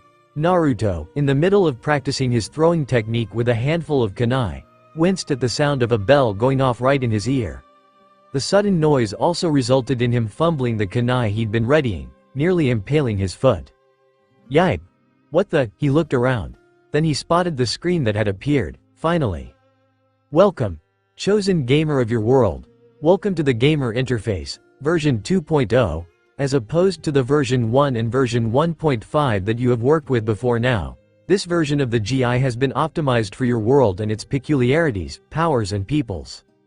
The following changes have been made to your interface.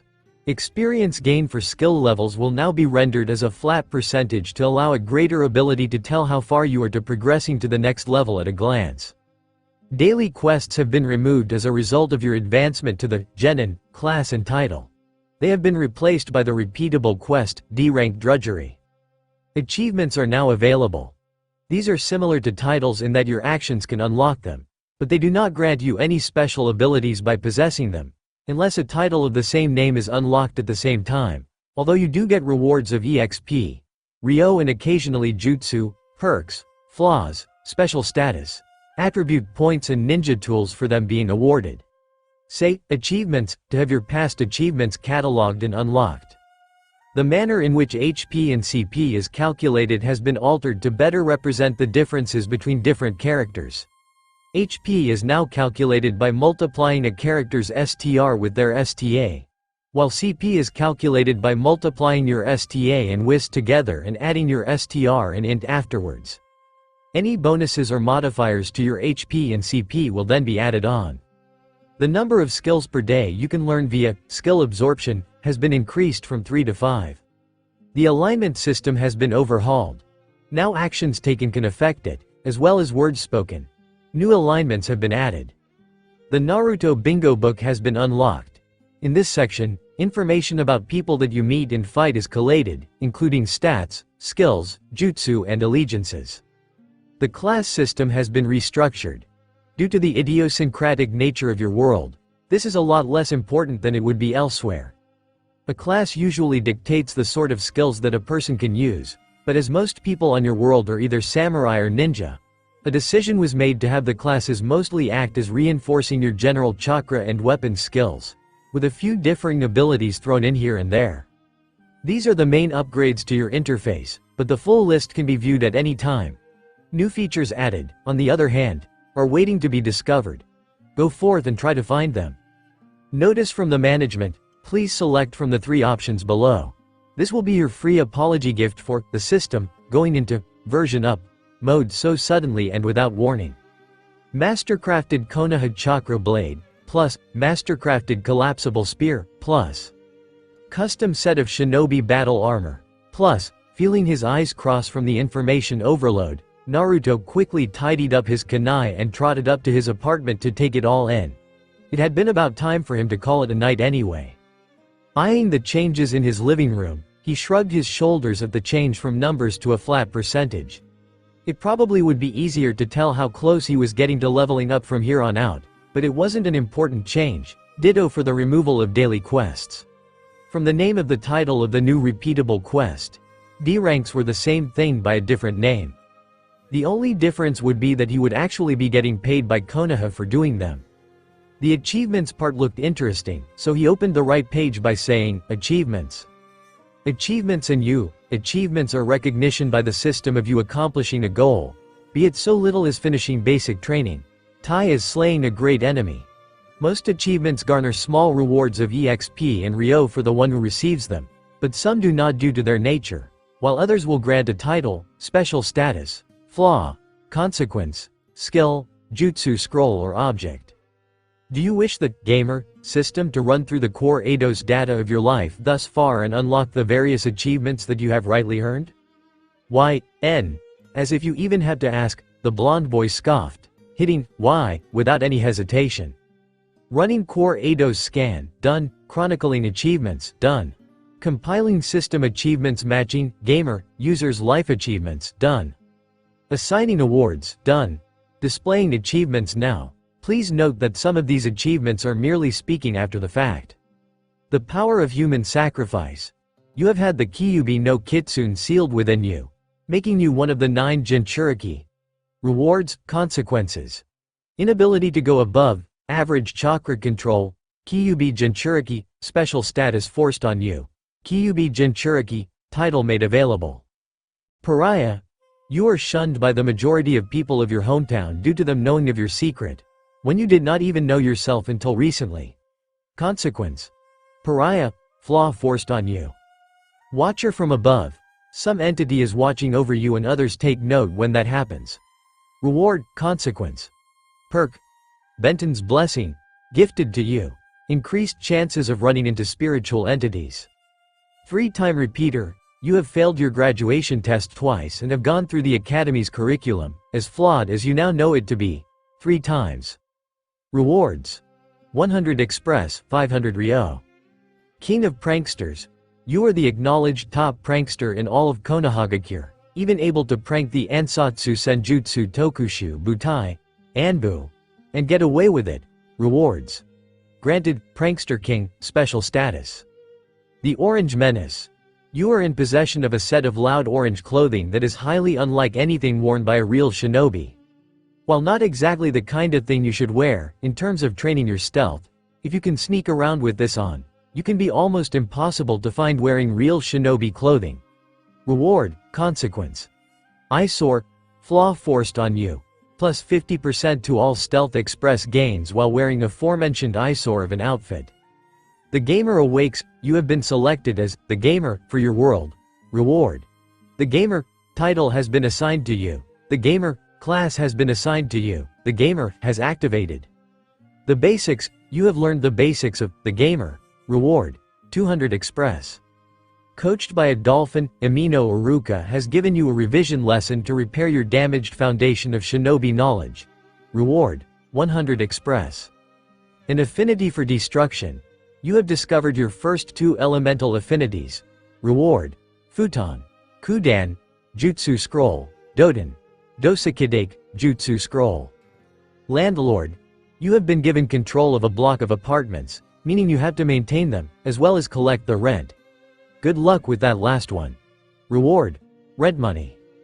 Taking a boss like a boss. You have defeated a boss monster. Well done you. Reward. Plus 500 XP. Plus 2 attribute points. Clanning up. You have discovered you are a member of a clan. Rewards. Granted special status. Member of the Uzumaki clan, and perk. Loyalty. Target. At least 200 people have directed killing intent at you within a 48-hour period. You may want to avoid them. Reward. Detect killing intent, skill scroll. Karma's a bitch. You have made your first karmic alignment choice. Remember, what goes around, comes around. Rewards. 500 Express. First kill. You have taken your first life at the tender age of 12. What a world. Reward 500 Express. One-man platoon. You have faced a platoon of enemies by yourself and emerged victorious. With help from their own stupidity, of course. Go you. Reward. Plus 5 dex, plus 5 attribute points. The truth.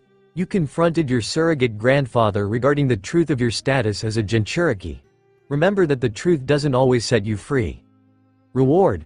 Perfect Jinchuriki host, perk. Bring in a bounty. You have captured a nuke nin of your home village and handed them in.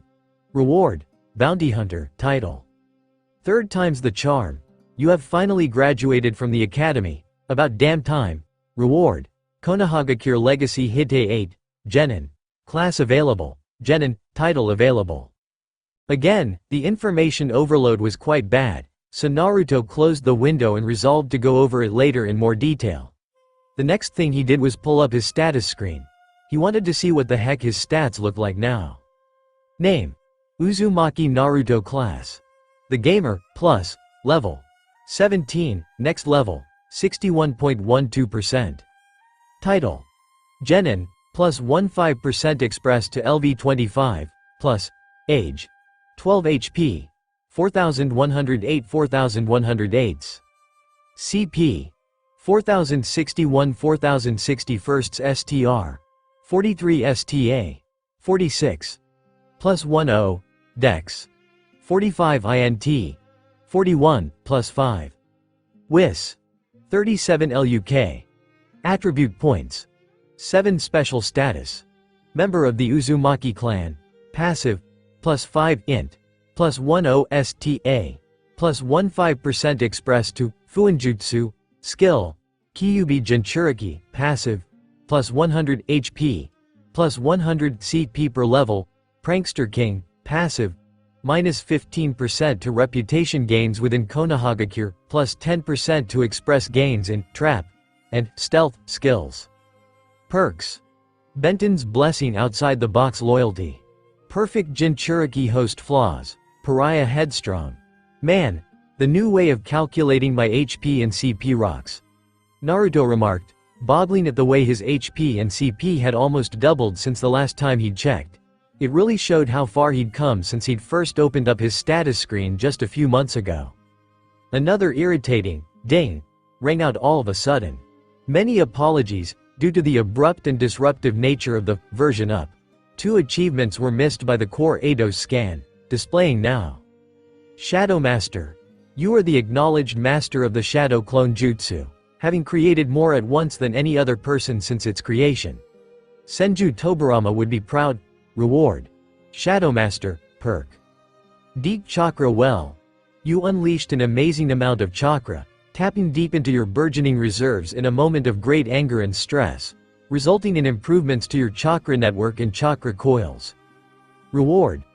Permanent increase of plus 500 CP.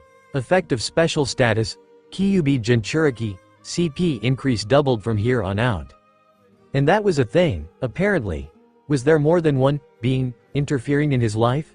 The Watcher from Above achievement certainly seemed to lean in that direction. Let's see what all of these new perks of mine do, Naruto muttered. Loyalty, passive. Your natural disposition is to be very loyal to those you deem worthy of it, as well as to your clan and family. People who know of this loyalty reciprocate it. Mostly, there are always outliers. Grants plus 10% reputation gain with those who know of the reason for your loyalty.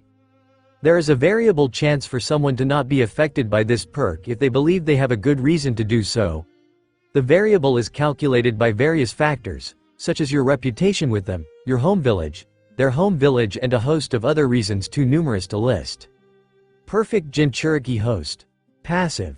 You are descended from the Uzumaki clan, which is known for the exceptionally strong life force and powerful, dense chakra of their clansmen.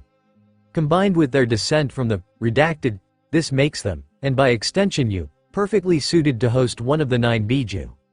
This means that if you hadn't had the Kyuubi sealed within you as a baby, you would be able to have it sealed within you right this instant without any negative effects on your health. For your information, most people would have their chakra coils shattered and die from chakra poisoning if even the weakest of the Biju was sealed within them after a certain age without the assistance of an extremely strong, specialized sealing technique. Even then, negative health effects later in life would have been highly likely. You have a 100% internal resistance to the chakra of the Kyuubi no Yoko within you. To anyone else, it is utter poison and will kill any a very painful manner if injected into their chakra network. When fully manifested outside the chakra network, you will still have to worry about its corrosive effects, so proceed with caution. Shadow Master. Passive. You have mastered the notoriously chakra-intensive Kage Bunshin no Jutsu beyond any previous user. Not even the Naidame Hokage could use his own creation to the degree that you do. To reflect this fairly impressive feat, you receive the following bonuses to the Shadow Clone Jutsu. For every clone's worth of CP spent, 2 clones are created. You recover all CP spent as stated above every time 2 clones are destroyed. You have a bonus plus 30% chance to intuit and create jutsu using the Kage Bunshin no Jutsu depending on the situation around you. It now takes 2 strikes from an enemy to dispel a Kage Bunshin unless the hit is to a fatal location. That was all very interesting. What piqued Naruto's interest was that there was a redacted name there. Who were the Uzumaki descended from that the system actually had to censor their name? Duh, it's because I don't know them, he thought a moment later with a mental smack to his head. Obviously the system couldn't give him clues to people he didn't already know or had heard about. He would probably find out from his Gigi after he met his Jonin instructor the next day. Closing the status window, he eyed the 3 choices of items offered by the management, whoever the hell they were, as an apology. He knew that he would have to choose carefully here, so he viewed the 2 that he was more likely to choose. Mastercrafted Konoha Chakra Blade. Konohagakure produces standard-issue chakra blades for use by their shinobi forces. A very rare few are created by master blacksmiths which surpass their lesser cousins, designed for use by the village's elite forces. Resembling a larger, more elongated type of kunai, but more akin to a sword, these blades are inscribed with the spiral leaf symbol of Konohagakure at the base of the blade. LV-17 Mastercrafted, short weapon, chakra weapon durability 220/220. Piercing damage. S 1.5 slashing damage. S plus 20 bludgeoning damage, S. Special ability. Chakra sword form. This blade is made from chakra conductive metal and inscribed with intricate fuinjutsu. This allows the wielder to channel chakra through it to form a sword that increases its length and damage considerably. When in chakra sword form, the weapon counts as a standard length sword. It can sever chakra threads and its damage chart changes to this. Piercing. S3, slashing. S plus 40, bludgeoning, S. Mastercrafted collapsible spear. Created by those who wished to use a long weapon without having the burdensome problem of carrying their full size around all the time or sealing it away. The spear more closely resembles a knife in its collapsed form. When extended, it resembles a standard suyari. While useful, its collapsible nature does make it a great deal more fragile than a true spear. LV-17 durability, 100/100 both forms, mastercrafted. Collapsed form. Short weapon extended form, polearm. Piercing damage. C. S plus 15, E. S 2.5 slashing damage. C. S plus 10, E. S plus 20. Bludgeoning damage. C. S. E. S plus 15 special ability. Extend and collapse. The user can change the form of this weapon between collapsed form and extended form. It takes 3 seconds to change from collapsed to extended, but 30 seconds to go from extended to collapsed. The armor he didn't bother with looking at. While cool looking, there was a reason that the old plate metal armor had been phased out in favor of the flak jackets worn by the Chunin and Jonin these days. While the old school plate armor offered superior protection to both the main body and limbs, it was heavier and restricted the user's movements too much for any but the most well-trained shinobi to use. The flak jackets protected most of the wearer's vitals while still allowing full mobility and a wide range of motion. There isn't really a choice, is there? Naruto asked rhetorically as he selected the chakra blade. He wasn't someone who used polearms, and he couldn't think of any ninja who did, either. Even hammers and axes were more common than spears among ninja. Reaching into his inventory, he pulled out his new blade and tested out its balance with a few swings. It was perfect. He'd have to go to Higarashi's early tomorrow to get his hands on a sheath or holster for it. He wasn't about to carry a sword he couldn't use in combat, Kogetsu Kyushiki, around, so this would have to do until he could use it. Better still, as it was a short weapon, he could use it and say that he could because it was so similar to a kunai. Letting out a jaw-cracking yawn, Naruto opened up his status screen again and dumped 4 points into his WIS and the last 3 into his STR. It wouldn't change his HP and CP by too much, but every little helps. Bed. I have a big day tomorrow. Naruto muttered before tottering off into his room. Even with how tired he was all of a sudden, his excitement at what awaited him the next day kept him up for a good hour after retiring. The next day classroom, Konohagakure Ninja Academy. Entering the classroom in his light combat outfit, Naruto smirked as he made his way up to his usual seat in the classroom and sat down. No matter what happened today, there was no chance that he'd come down off of Cloud 9. He had finally graduated. Casting his eyes about, one eyebrow raised as he noticed the strongest ones in the class, mostly clan heirs, were all present. Hyuga Hinata LV-15, Shy Maiden, Hyuga Eris, Yamanaka Ino LV-15. Yamanaka Eris, Mindwalker Adept, Haruno Sakura LV-15. Haruno Eris, Brainiac, Uchiha Sasuke LV-15, Last Loyal Uchiha, Emo Avenger. Inazuka Kiba LV-15, Inazuka Heir, Aspiring Alpha Male. Aburame Shino LV-15, Aburame Heir, Silent Watcher. Akamichi Choji LV-15, Akamichi Heir, Nara Shikamaru LV-15. Nara Heir, Lazy Genius. All of them were level 15 and everyone but Choji had 2 titles that he could see. That last part was something new. Must be because of the version up, or something, as when he'd looked at them before the change, he'd only seen one. Other than the ninja-born students, Sakura and himself, almost none of the rest were at the academy student level cap. Oh, 1 or 2 were. But almost all of them were in the 9 to 11 range, with some being level 8, the lazy bastards. What the hell had they been doing, playing old maid instead of training? He made a note to have a word with his Gigi about the ones who had actually put in an effort. They didn't deserve to be bored out of their minds for another year if they failed because of their teammates being lazy. Some of the welcome changes to the classroom mostly revolved around Sakura and Ino not getting into catfights at every possible opportunity. Instead, they sparred, at least once a week, to the point that Iruka had to step in as referee. They weren't actually angry or hateful towards each other, but they did get out of hand, exchanging pointers with one another. At least they're half decent at taijutsu now. Naruto thought smugly. He shuddered at how easily he had beaten Sakura way back just after he'd gotten the gamer. Now she was more than able to hold her own, although she could definitely use a taijutsu style that wasn't as widely known as the Hokage style was. Alright class, quiet down. Iruka walked into the classroom with papers under his arm as always, which struck Naruto with a bit of sad nostalgia that he wouldn't see the man do that anymore. Looking around the classroom at the faces of his latest students, the scarred Chunin felt the familiar sadness of seeing his students move on. Of course, most would be back thanks to the tests administered by the Jonin sensei, but the ones who had the most potential out of all of them, the clan kids plus Sakura and Naruto, were the ones who he had interacted with and knew the most. For a variety of reasons. Read, Naruto and his pranks, Kiba, Choji and Shikamaru joining him on occasion to bunk out of class, Sakura and or Sasuke, that sort of thing. Now class, this is the last day you will be in this class, as you have all graduated. He started. I am very proud of you, but unfortunately, new information has come to light regarding various members of staff altering the curriculum to allow more civilian students to pass. The whispering started up, as expected.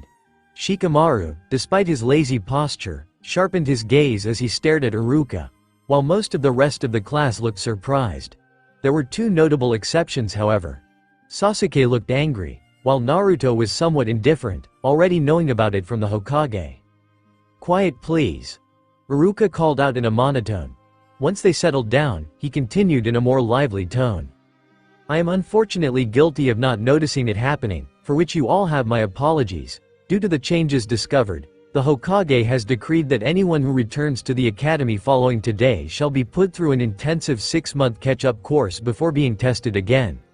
This is regardless of how many attempts you have had before now, so all of you repeaters can rest easy. A couple of the civilian kids looked relieved. For those of you who remain a shinobi, the standard 1 squad model is being modified. The scarred Chunin continued. Due to the wide gap in what you have been taught to what you should have been taught, the teams will be grouped into a Genin platoon, where you will cross-train with each other's Jonin sensei to fill in the gaps of what you should have been taught. An older Genin squad, the former Team 9, now called Team Guy, will also be included as they are the only Genin squad active from last year's graduates.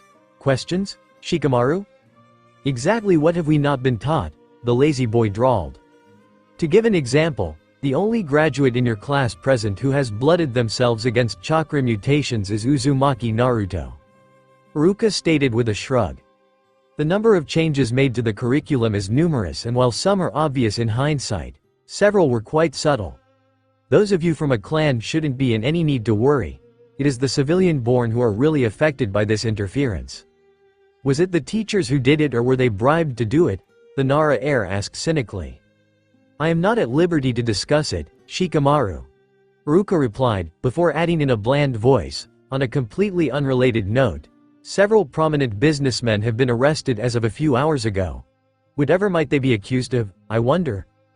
That got a few laughs from the kids, although a couple paled at the implication. Let's see, yes. Uruka looked around at the students seriously. The teams that you are currently being assigned are temporary and will be changed to better suit everyone's abilities once you are up to standard. The teams are currently dividing you by what you need help with most, be it taijutsu, genjutsu, ninjutsu or whatever your greatest weakness is currently.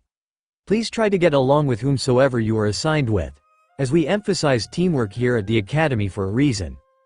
There, that should be enough of a hint for them. I'll now start reading out your assigned teams. They aren't up for debate, nor can they be changed until the Hokage says otherwise, so no complaining. I'm looking at you, Kiba.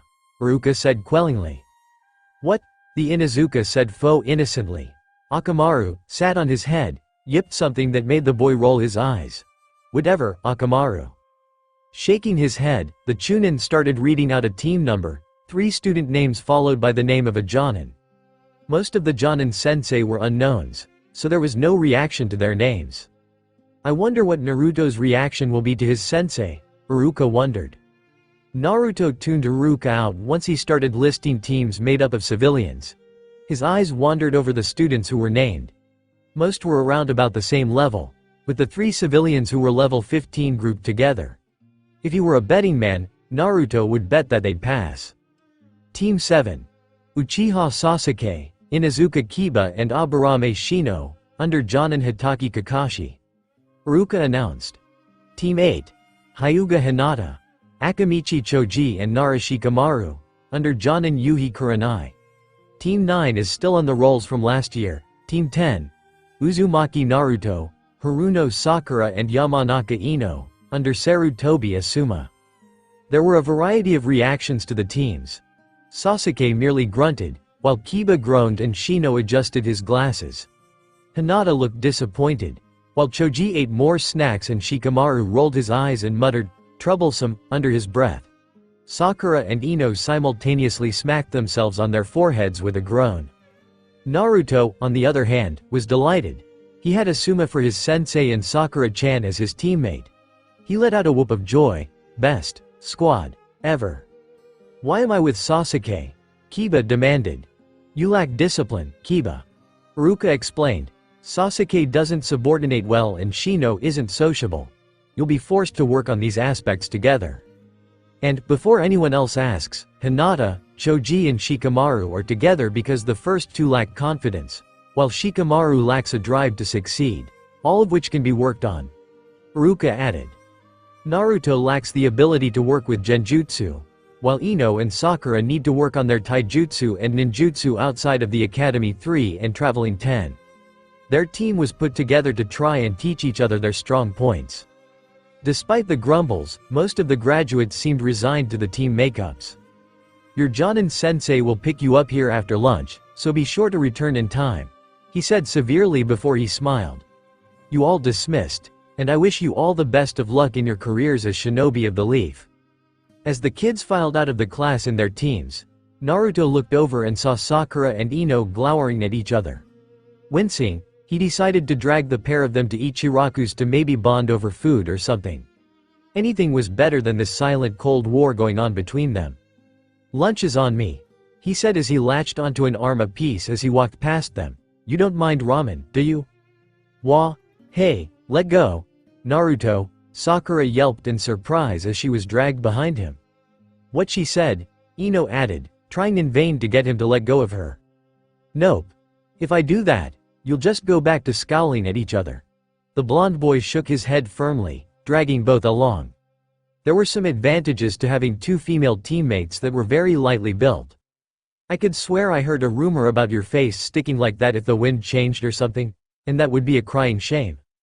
That's a saying, Naruto. The pinkette corrected him, giving up on getting him to let her go. The blonde menace was surprisingly strong for such a shrimp. Parents say that to their kids to get them to stop pulling faces. Looks like it didn't work with you too. What with the scowling you were both doing a minute ago? he shot back easily. Keeping up the back and forth banter as he dragged them to his favorite eatery in the entire village, Naruto knew that getting these two to get along wouldn't be easy. Same time Hokage's office. Well, that was unexpected, Asuma remarked. The former Guardian Ninja 12 member stood in his father's office, watching as two members of his future team were dragged by the last one through Konoha. I half expected the girls to start a catfight or something. Naruto-kun has been something of a stabilizing influence on those two over the last few months.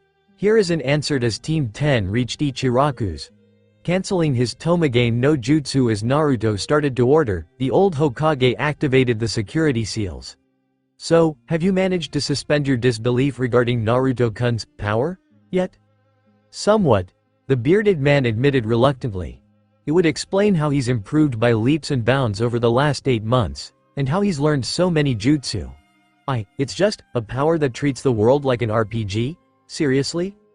So he's not progressed as far as IWR than I anticipated, his father concluded. Initially, when the Hokage had told Asuma about Naruto's gamer power, the other man had thought that his father had been putting him on as some form of payback.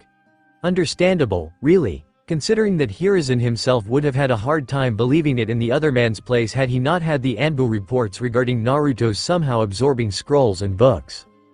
Yes, Asuma, I am being serious here. He sighed. Naruto-kun showed it to me directly and I used every trick in the book to break genjutsu, along with several that have never been physically recorded. Only for them to have absolutely no effect. Either Naruto-kun has discovered or developed an SSS-ranked genjutsu of the same sort as those cast by the Uchiha's Mangekyo Sharingan, Kaleidoscope Copywheel Eye, and has somehow mastered it without anyone in the village noticing, or he is legitimately in possession of a power that allows him to act as an RPG character in one of those new-fangled electronic games. Despite himself, Asuma had to laugh. Konohamaru, his nephew and the Hokage's grandson, had crowed for days about beating his grandfather in some kind of one-on-one fighting game on the console called the Nintendo Ninja Way of Heaven. Yeah, well, it's still hard to swallow, Oyaji. The bearded man grumbled. And why me? I thought you would give Naruto to Kakashi. Because Kakashi would either ignore the power and try to make Naruto-kun ignore it as well, or he would try to get Naruto to share the benefits with his teammates in the name of teamwork, neither of which is a good idea. Sarutobi said seriously.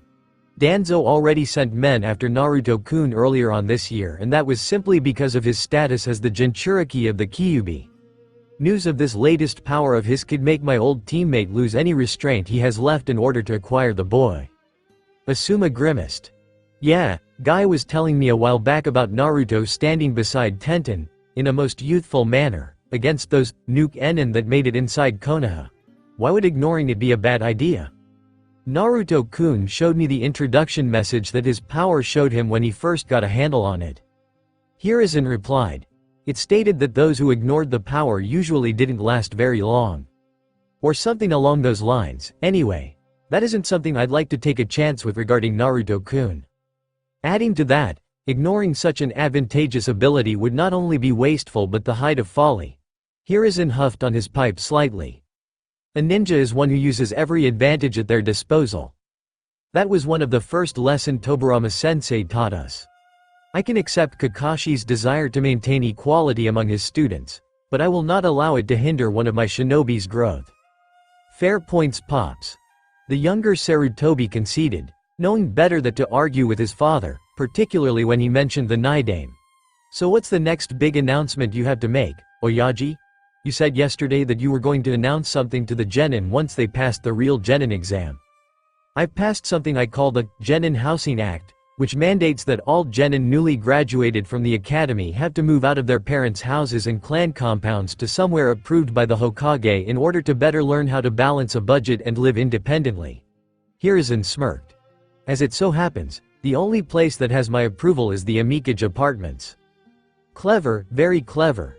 Asuma nodded. His time in the capital, where political intrigue and backroom dealing were daily occurrences, allowing the calculus of that decision to unfold in his mind. I stay there and so does Naruto.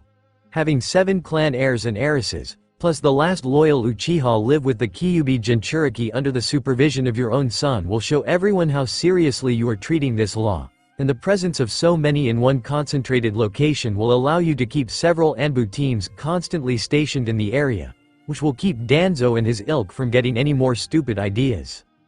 I have to wonder how you got Hyuga Hiyashi to sign off on it though. By pointing out that Hinata-chan will be just as safe in the Amikage apartments as in the Hyuga compound, if not safer. The Hokage replied calmly. The Anbu Corps may not have any Hyuga, even branch family Hyuga, in their ranks, but they are far more capable as guards and sentries than Hyuga clansmen. Part of their duties involves protecting the most vital locations in Konoha, after all. That made Asuma nod. As good as he knew he was, even after his long stint as a glorified bodyguard to the Fire Daimyo, the younger Sarutobi knew that against even one squad of Anbu, he would be hard-pressed to hold them off, let alone win. The plan that his father had for the Amikage apartments would have it ringed by 5 squads at all hours of the day and night. That was just a single squad less than the number on patrol in and around the Hokage Tower itself. Well then, looks like things are going to get interesting indeed. The bearded man muttered before he looked at the clock. Huh, almost time. I better go and pick up my new squad. Wish me luck, Oyaji. I doubt you'll need it. Naruto-kun knows you and isn't likely to pull and pranks on you, yet. The Sandame smirked at his son, who hid a slight flinch of concern. As his son left the room following the deactivation of the security seals, Sarutobi leaned back in his chair and sighed. Getting the GHA through the council hadn't been quite as easy as he had made it sound, mostly because of the Ino Shika-cho's wives coming and nagging at him. Gods, getting Nara Yoshino to stand down had been more strenuous than most of the fights he had taken part in during the prime of his life. Unexpectedly, Yamanaka Saori had been the first to agree with him that it was needed after he explained his own arguments and answered a few questions, with Akamichi Cho's wife falling in shortly afterwards. Under pressure from her 2 friends and her cage, Yoshino had finally surrendered under the condition that she would visit her son weekly to make sure he wasn't falling into bad habits. Well now, let's see what you'll do now, Naruto-kun. The old cage murmured, once again activating the Tomagane no Jutsu and peering into the crystal ball, seeing Naruto walking back to the academy with Sakura and Ino following behind him, this time without the blonde boy dragging them by the arms. The old man smirked as he settled in to watch what he was certain would be a good show. Chapter 21. The Real Genin Test. Classroom. Konohagakure Shinobi Academy. Naruto was whistling a jaunty tune to himself as he made his way back to the classroom. Behind him, his new teammates were breathing heavily from trying to keep up with the energetic little stamina freak. While her training with Naruto had greatly improved her stamina over the past few months, Sakura was still only barely above the base needed to count it as genin level. And Ino's own training and competitive nature had allowed her to keep up with her frenemy, if only barely. Seriously, Naruto. How much energy do you have? The Yamanaka heiress hissed out as Naruto paused to let them catch up at the room's door. She wasn't used to quick marching in order to keep up with someone who was the same age as her. More than you and Sakura-chan put together, Ino. The blonde boy shot back with a toothy grin. Iruka-sensei doesn't call me a stamina nut for nothing. Sensei's right about that. The pink cat offered with a huff. Naruto can outlast me in a spar without even breathing hard. I still don't know how the heck he manages that, she finished, tossing a glare at her new teammate. It was kind of frustrating. No matter how hard she trained, Sakura would always be close to collapsing before Naruto even started to look winded. It's 'cause I'm just that awesome, Sakura-chan, Naruto said with a definite smirk. Ignoring the almost synchronized scoffs from the 2 kunoichi, the last Uzumaki sat in his old seat for what he guessed would be the last time and settled in to wait for his sensei to arrive. Ino and Sakura reluctantly slid into place on either side of him and did the same. So do either of you know Sarutobi-sensei? Ino asked after a couple of minutes. Yeah, he lives at my building. Naruto nodded. He's a kick-ass teacher. He's taught me more about wind jutsu than I've learned in the academy. With him teaching us, we'll be strong before you know it. Datbeo. Wait, I've heard that name before. Isn't he a former member of the Guardian Shinobi 12? The personal bodyguards of the Fire Daimyo himself? Sakura asked with wide eyes. Yup. He doesn't really talk about it much, though. The blonde boy nodded in agreement, having heard that from the man once or twice. Still, he should be able to teach us a lot about being a bodyguard from personal experience, right? Both of the girls nodded thoughtfully. Bodyguard duty wasn't an uncommon job for shinobi, and someone who had acted as a bodyguard to the ruler of Hai no Kuni for over a decade would very likely know more than a few tricks of the trade that would make them very much useful in that department. In the next few minutes, various teams trotted out of the classroom as Jonin Sensei arrived to cart them away. The lady who picked up Team 8 was an interesting one in Naruto's opinion. She wore an outfit that looked as if she had raided a temple and draped herself in paper sutras, and her raven black hair contrasted nicely with her crimson red eyes and pale skin. Yuhi Kurenai LV, Genjutsu mistress of Konoha. Now that was someone Naruto never wanted to fight. Genjutsu were a tremendous weakness of his, even with the protections that the gamer's mind granted him. All the gamer's mind did was prevent him from being terrified or paralyzed with fear from Genjutsu. It did nothing to stop him being trapped in illusory Genjutsu. He could still be locked in an inescapable labyrinth of an illusion and thus easily removed from a fight. Could having the Kyuubi sealed inside me have anything to do with my weakness to Genjutsu? He wondered absently. He remembered one lesson mentioning that there were legends from the Warring Clans era about the nine-tailed fox being controlled via illusions. "Yo, Team 10. Asuma's deep voice sounded from the doorway. Naruto looked up quickly to see the man smirking at him. "Follow me." The three genin scrambled out of the room, leaving Sasuke, Kiba, Akamaru and Shino alone as the only genin in the room. "So, anyone have a pack of cards?" Kiba asked after a moment. With the new Team 10 Yakiniku Q, Konohagakure, "Wow. This place is pretty cool," Naruto said looking around the room they were in. It had a large grill, which was already cooking some salted beef tongue on it. "Never been here before, Naruto?" Asuma asked. The man was busy cooking the food, but glanced up to eye his students every now and again. "Nah. Never tried to cook barbecue before and I didn't want to waste what little money I had on food I would probably burn," the boy admitted. He was certain that with his level 25 cooking skill, he could handle it now though. Asuma chuckled slightly at that. "Fair point, the grills can be tricky for a beginner. I'll show you a few tricks at some point. Once you get the hang of it though, you'll be a regular here, I guarantee it." Ino eyed the meat hungrily.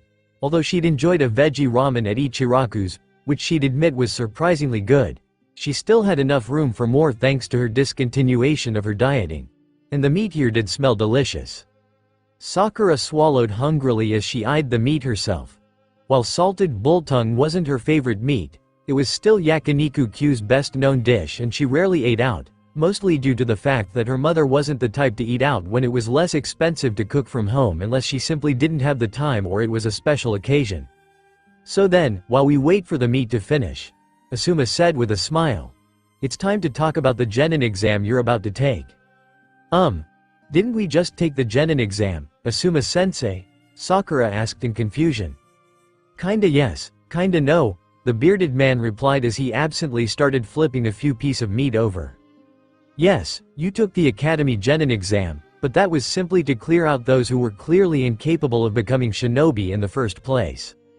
Those of you who have passed the Academy test have proven to have the bare minimum amount of knowledge and skill to become shinobi. Now you, and your classmates, have to pass the Jonin Sensei exam, which varies from sensei to sensei. About 3/4 of you will fail it and be sent back. No thanks to how badly the Academy's standards have fallen in recent years. You probably already heard all about that from your Chunin sensei. Anyway, once we've eaten our fill here, we'll head to a training field and you'll demonstrate your skills before all three of you spar against me at once. Land a solid blow on me inside of a time limit and you pass. Fail to do that and you go back to the Academy. Simple as that." Naruto's eyes bugged out. "Man, talk about a high hurdle. Even all three of us put together aren't a match for you."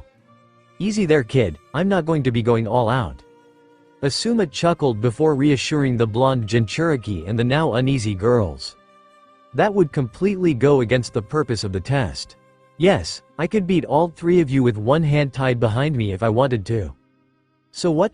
I'm a Jonin and you three aren't even recognized genin yet." Unless you had several hours to prep an area with traps for an ambush and I was stupid and cocky enough to walk right into it, there's absolutely no way for you to win against me. What I want to see is if you can come up with a plan to fulfill an objective and then execute it properly. The purpose of the demonstration isn't for me. It's for your teammates so they know what you are capable of. Knowing the skills of your teammates is absolutely essential if you want to make a plan, especially against a stronger enemy. The three genin absorbed that for a moment, and then exchanged looks with one another. No matter how they stacked the odds in their favor, a Jonin was so far above them in every category that even landing a single blow seemed to be a coin toss at best. I'll keep myself to the strength of the average Chunin, with no jutsu above C rank or my trench knives. Asuma continued as he served up the plates with meat, adding in the veggies that he'd been cooking on the side tonks to my stint with the 12. I'm more than a bit rusty. Sakura tilted her head to the side in curiosity. The Guardian Shinobi 12 are the Fire Daimyo's personal guard, Sakura. We have to be on guard almost all the time, and there are only 12 of us. The bearded Jonin chuckled. Even with us working in shifts, that doesn't exactly leave as much time for training as we might like, and I was a member for over a decade. As much as I'd like to think I haven't gotten weaker from all of that standing around and reduced training time, I likely have. One reason why I decided to take a genin team is that it lets me ease into the life of a regular Jonin again and rebuild my strength back up to its former level without too much hassle. Makes sense. Ino nodded. Didn't you have an interview with Daddy a couple of months ago too? Mandatory counseling after an extended deployment outside of Konoha. Asuma agreed. Thanks to the Yamanaka clan, our shinobi forces generally speaking have the best mental health in the elemental nations. There are outliers, but we're all in better shape, mentally speaking, thanks to the Yamanaka. Ino looked smug at that. Now tuck in. We have a lot to do today and you need to eat to keep your energy up, Asuma urged them. Not needing any further urging, the three genin fell upon the barbecue with a gusto. It impressed Asuma how Naruto could eat more food after visiting his favorite ramen eatery, but chalked it up to his Uzumaki heritage. Kushina had been a big eater as well, from what his dad had said. His eyes lingered on the sole male genin for a moment. What his father had told him was utterly ridiculous, a fairy tale practically. But Sarutobi Hiruzen didn't joke about the abilities of the ninja under his command, especially when it came to one Uzumaki Naruto. If the kid really has got some kind of RPG power, then it would explain how he's managed to do a complete 180 from dead last to capable student this year. Asuma mused as he started on his own meal. It would also explain how he learns jutsu so fast as well. This will be interesting, if nothing else. Later Training Field 10, Konohagakure Outskirts, Quest Alert. The True Genin Exam, your Jonin Sensei, Sarutobi Asuma, has revealed that you and your teammates are going to be tested by him to see if you truly deserve the Hite 8 that you wear. In order to pass, your team must land a single solid blow against him, whether it be ninjutsu or taijutsu, within a specified time limit. Quest Reward. Confirmation of Genin rank, 7,500 Express, 10,000 Ryo, 2 random jutsu scrolls. Quest Failure. Demotion back to Academy Student. This quest cannot be refused and has thus been auto-accepted. Naruto eyed the pop-up and resisted the urge to frown. After 3 years, he had graduated at long last. He was not going to fail this test. Like hell he was going to go back to being an academy student after all of this. He leaned back against a tree and glanced around the training ground. It wasn't anything special, at least compared to the chakra-saturated training ground that he frequented. The place was basically a clearing in the middle of a lightly forested area, with a path leading through the trees to the entrance of the training ground. In the clearing itself, which was larger than the entire academy sparring ground, Asuma and Ino were watching with interest as Sakura made a suioki bunshin using the materials that she'd brought with her in scrolls. I have to say, I haven't seen someone use a suioki bunshin in a good while. Asuma commented appreciatively. Shame, as it's a heck of a lot more useful than the standard bunshin. You know any Suiten ninjutsu to go along with it, Sakura?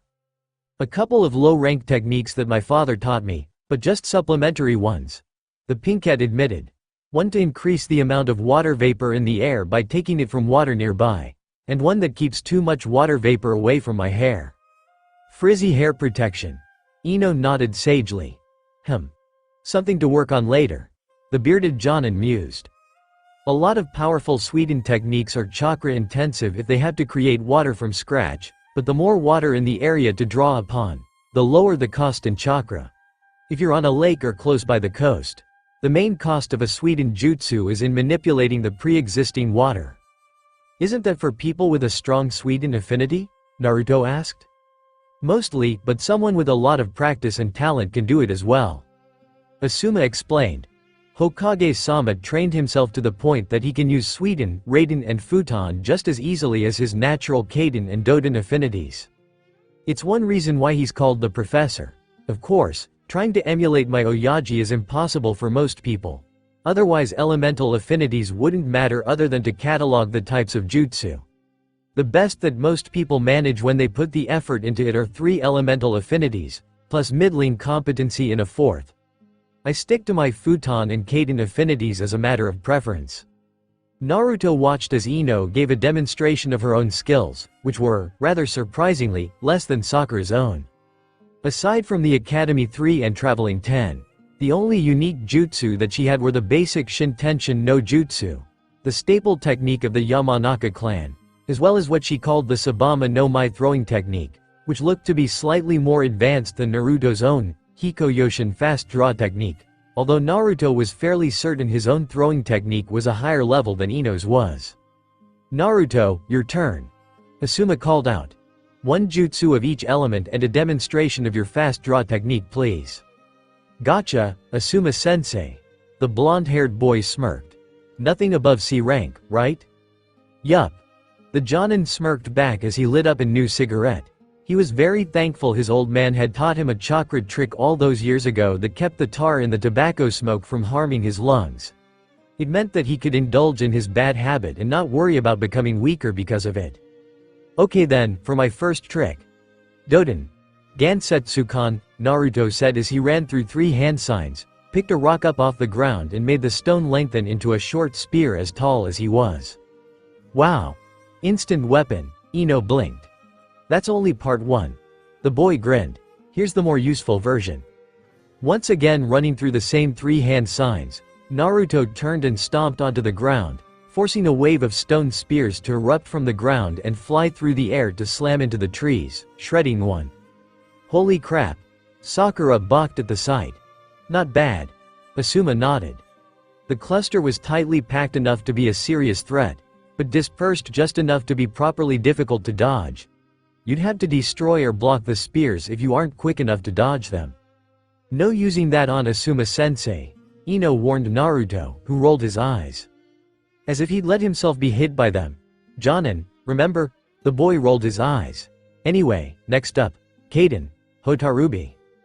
After making the 5 hand signs for the jutsu, Naruto breathed out a small cloud of fireballs the size of a dice, which quickly flew forward and then abruptly exploded in a chain reaction. Aha, so you mastered it, Asuma said with a smile. Yup, Naruto smirked. Just got it down pat a couple of days before the Genin exam. It turned out that the level cap of the D-rank Kaden Jutsu was 25, and this is what it looked like. Kaden. Hotarubi no Jutsu. Active, LV 25, LV max. Fire style. Firefly Fires is a D-rank jutsu designed to introduce beginners to Kaden Jutsu. After making the hand signs, the user breathes out a stream or cloud of up to hundreds of tiny fireballs about the same size as a dice. Ordinarily a weak jutsu of no threat to anyone of Chunin rank or above, the user of this jutsu has mastered it to the degree that he can command the fireballs to explode on command to cause extra damage. Hand signs. Tiger Ox Monkey Board Tiger Hare. Number of fireballs created, randomly between 150 to 500. Damage per mini fireball, normal, 55 damage per mini fireball, explosion, 220. Costs 50 CP to use mastery bonus, CP cost halved. It was leagues above how it had been when he first got it. Naruto really wanted to see how Sasuke would stack up with the same jutsu. That's pretty cool, Sakura admitted. Fire isn't one of my elements, but I thought having at least 1 jutsu from each would be a good idea. Naruto shrugged. The next 2 jutsu he demonstrated were Suiden Ninpo, Mizuame Bakuho, and Futon Kaden Shuriken, which impressed both Ino and Sakura. Asuma made a note to himself to ask if he still had the scroll for the wind-style jutsu. They were so hard to find that even he only had a handful of them at his disposal, and there was absolutely no way he was going to ask the only other primary Futon affinity user in Konoha, one Shimura Danzo, due to the fact that the man was an old war hawk.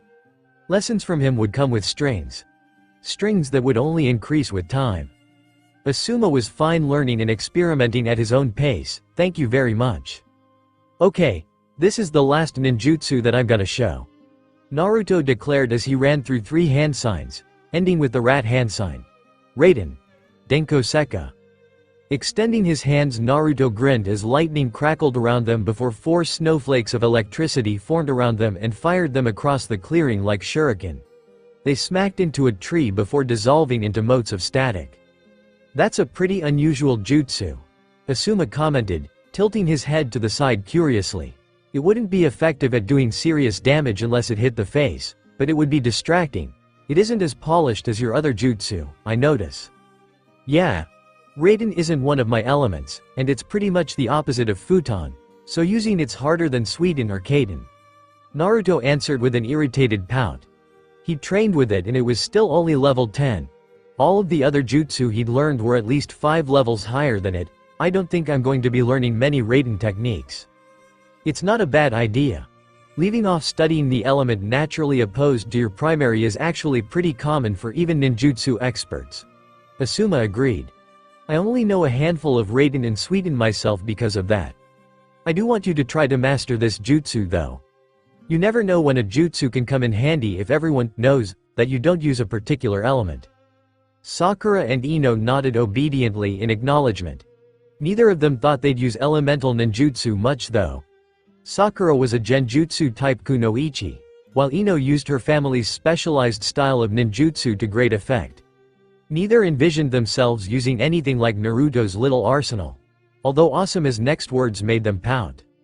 Regardless of your eventual specialization, I will expect all members of my team to have at least 2 elemental ninjutsu in their arsenal, just in case. Asuma added before Naruto demonstrated a very practiced and clean Hikoyoshin fast draw technique, sending 2 shuriken and 2 kunai slamming into the same tree that had been the target of his Raiden jutsu. Not bad. The Jonin nodded.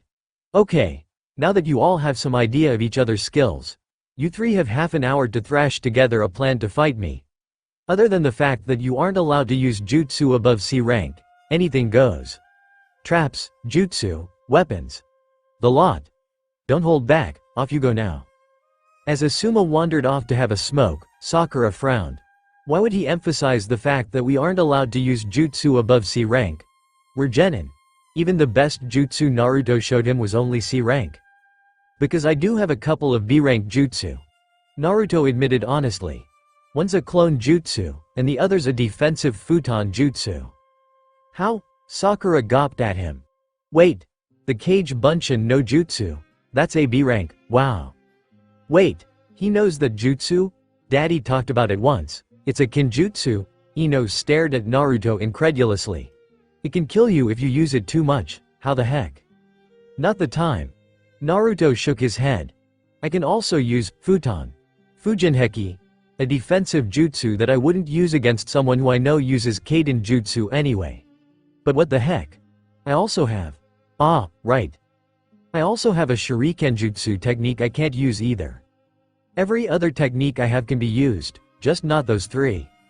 Just how many do you know? Sakura demanded. Naruto shrugged nervously, a few. The 2 kunoichi eyed him before exchanging a glance.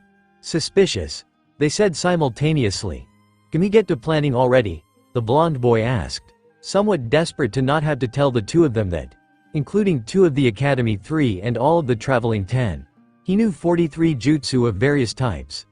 11 Doden, 9 Futon, 5 Suiden, 3 Kaden, 2 Raiden and the rest were chakra-neutral jutsu. The chakra nagashi no jutsu. He counted as neutral because it depended upon the elemental affinities of the one who used it.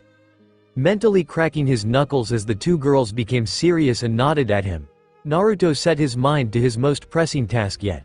planning how to land even one solid blow on a Jonin. Half an hour later, Asuma eyed the three 12-year-old genin standing a distance away from him and going through their last plans with each other. He honestly wondered what the heck they were going to come up with to get to him. Given how Naruto was pretty damn good at those pranks of his, the Hokage kept a record of the more outlandish and well-planned ones and had given it to Asuma to look over. Several had made Asuma laugh his ass off. The Jonin knew better than to underestimate him. Add in Sakura's, frankly scary, intelligence and knowledge base and Ino's cunning, he was almost certain that he was going to regret not putting any limits other than stopping Naruto from spamming Kage Bunshin to overwhelm him. I really feel sorry for those poor kids who have Kakashi as a Jonin sensei. He mused whimsically. The silver-haired, Cyclopean Jonin was basically going to pass his team no matter what they did due to all three of them being clan heirs. Even his status as the hero of the Sharingan and the last living pupil of the Yondaime Hokage wouldn't stand up to the backlash of making the last Uchiha and the Inuzuka and Aburame heirs flunk back to the academy. Still, he was probably going to put them through hell, even if he couldn't fail them. From what he'd gathered, the Uchiha boy had an ego problem, so he'd likely go along with his usual bell test, which was his prerogative. Asuma still thought that it was a bit much for fresh genin to be expected to look underneath the underneath at that age. He knew it had taken Kakashi a few years of active service to learn that particular lesson, despite being a genius, so why he expected kids to do better at 12 he didn't know.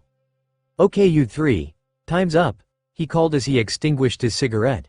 "Have you managed to pull a plan together?" "Yup dat bayo," Naruto declared confidently. Sakura and Ino were less confident than their teammate, but still certain about the fact they had a plan. The looks of determination on their faces were actually somewhat adorable. "That's good to hear," Asuma said in amusement. "Need any prep time?" No, I don't think so," Sakura said with an uncertain frown. "Naruto? Any trap I could make, even a Chunin would be able to detect and destroy in the forest." Naruto shook his head. "I'm good at traps in places like the village proper, but less so in forests. Only good enough to catch rabbits and the like." Asuma made a note to work on that with him, if they passed his test. Reaching into his pouch, Asuma withdrew a simple timer clock and started fiddling with it. "It's 2 right now. You three have the next 4 hours to try and land one solid hit on me. You three ready?" The genin nodded and took combat stances, ready to move at a moment's notice. Asuma said and pressed one final button on the timer before placing it on the ground. In an instant, the 3 genin vanished into the trees. "Nice. I was half expecting Naruto to charge at me right from the get-go, but looks like he's done more than train his jutsu over the past year." The Jonin half smirked as he held himself in an easy stance. It would probably take the 3 a couple of minutes before they would possibly be ready to attack. With a shout, 3 copies of Naruto charged out of the woods to his left. One ran through several hand signs and shouted, "Doden! Doshikushir," before a wave of mud erupted from his feet and flew across the ground towards Asuma, who automatically leapt to the side to avoid it. This led him into the angle of the second Naruto copy, who fired off a Doden Gansetsukan barrage at him. "Futon! Daitappa," Asuma intoned, using only one hand sign, Tiger, to invoke the technique. This powered down the technique enough that it didn't smash the clones while still possessing enough power to scatter all of the flying spears. "Wait. Where's the last one?" The Jonin wondered, looking around quickly. "I can't see it, so, below." He leapt back just in time to avoid a large rock shooting out from the ground where he'd been standing seconds before. The Dangan was almost 3/4 of Asuma's height, which made him sweat drop. "I know I said, don't hold back, and anything goes, but that's ridiculous," he thought in alarm. Asuma jerked his head to the side as a yell came from his left. "Sweden! Udachi!" What had to be the real Naruto shouted. Moments later, 8 darts of water formed and shot at Asuma. "Futon! Repusho!" The Jonin clapped his hands together, sending a gale of wind towards the incoming water darts. Repusho, or Gale Palm, was a fairly underrated C-rank futon jutsu that was perfect for deflecting groups of lightweight projectiles like this. Naruto smirked as he finished the next series of hand signs though. "Kaden, Hotarubi." He spat out a large stream of small fireballs at Asuma, which just so happened to pass through his repusho, enlarging them by a fair amount. Wide-eyed, Asuma scrambled back to avoid the fireballs, now the size of apples, as they detonated in a rippling wave. Had he been caught in that, even as a Jonin, he wouldn't have walked away without at least a minor injury. Dodging again, and wasn't that becoming tiresome, Asuma avoided another Doshakusher from what he guessed had to be an Iwabunshin before he dodged another Dongan from the second clone. As he landed, the Jonin leapt away instantly, just avoiding the soil crumbling beneath him to reveal a pit beneath the thin lid that had concealed it. How the must be Doten. Otashinana, he thought as he fell back. He must have his third clone traveling underground using Doten. Dochu Igyo, Doten. Mogaragakure or Doten. Iwagakure. Where he would learn the last one is beyond me, but it's possible given his weird, gamer, powers. Asuma decided that he'd let the kid have enough for now. It was about time he started fighting back. He couldn't let Naruto have it entirely his own way, after all. Forming the bird hand sign, he fired back. Futon. Kudan. Wind style. Air bullets. He growled before firing off a barrage of compressed air spheres from his mouth, aimed right at the two Iwabunshin. They struck them and shattered the rock clones into pieces. Abruptly, he felt something grabbing his feet. Looking down, Asuma saw a couple more Neru clones popped out of the earth and grasping his legs. Struggling, he found it pretty hard to move. They were strong little buggers. Hearing feet move, he looked up and silently swore as he saw Ino setting up to use the Shintenshin no Jutsu. Forcing some chakra into his legs, he broke the grip of the Iwabunshin and leapt to the side. The Shintenshin no Jutsu was a very good way to capture a target, but it required the target in question to be immobilized first, as it traveled from the user very slowly. Any kind of serious movement meant it would miss. Shanaru. Sakura roared as she erupted from the ground beneath him, making Asuma's eyes widen in surprise. She drew her fist back and slammed a punch into his side, one that was far more powerful than someone of her build should possibly be capable of. He had instinctively reinforced his body with chakra, so the punch hadn't actually damaged him, but it still hurt like a son of a bitch. Ha! We did it, Datbeo, Naruto cheered triumphantly as he poked his head out of the ground. When the heck did forehead get so strong? Ino asked, eyes bugged out as Asuma sailed through the air, only to twist and flip in midair to land on his feet. Phew. Sakura breathed out slightly before she winced and shook her hand. OWWW. Looks like I still haven't fully mastered the Karada Kyoka no Jutsu yet. Considering that's a Chunin level jutsu, that's not exactly surprising, Missy. Asuma remarked as he walked over to the timer and clicked it off. I must be rustier than I thought if 3 genin could land a solid blow on me in 15 minutes. Those clones of yours are scarily effective, Naruto. So what if I can't use the standard Bunshin? At least the clones that I can use are more useful than a bunch of illusions. The blonde boy grinned. Most of the time Iwabunshin are a lot less responsive and quick to obey than yours are. Asuma informed him absently. Anyway, that's neither here nor there. Congrats you 3. You passed my test. So as of now we are officially Team 10. Welcome to the Shinobi Forces, kids. The glee on the 3 young faces make him chuckle. Later kitchen, Naruto's apartment, Amikage Apartments. Quest complete. The True Genin exam. You and your teammates have successfully completed and executed a plan that resulted in him receiving a solid blow. Congratulations on becoming a full-fledged ninja of the leaf, gamer. Quest reward. Confirmation of Genin rank, 7,500 express, 10,000 ryo, futon. Shinku Taigoku no Jutsu. Scroll. Futon. Hanachiri Mai no Jutsu, scroll. Naruto couldn't wipe the smile off his face as he made some tea for his guest. He was a real ninja now, not just a probationary member, and he had 2 more futon jutsu to add to his arsenal. This day rocked. Here's your tea, Asuma-sensei, he said as he walked back into the living room and gave the cup to his teacher, who had asked to speak to him once he got back from reporting to the Hokage.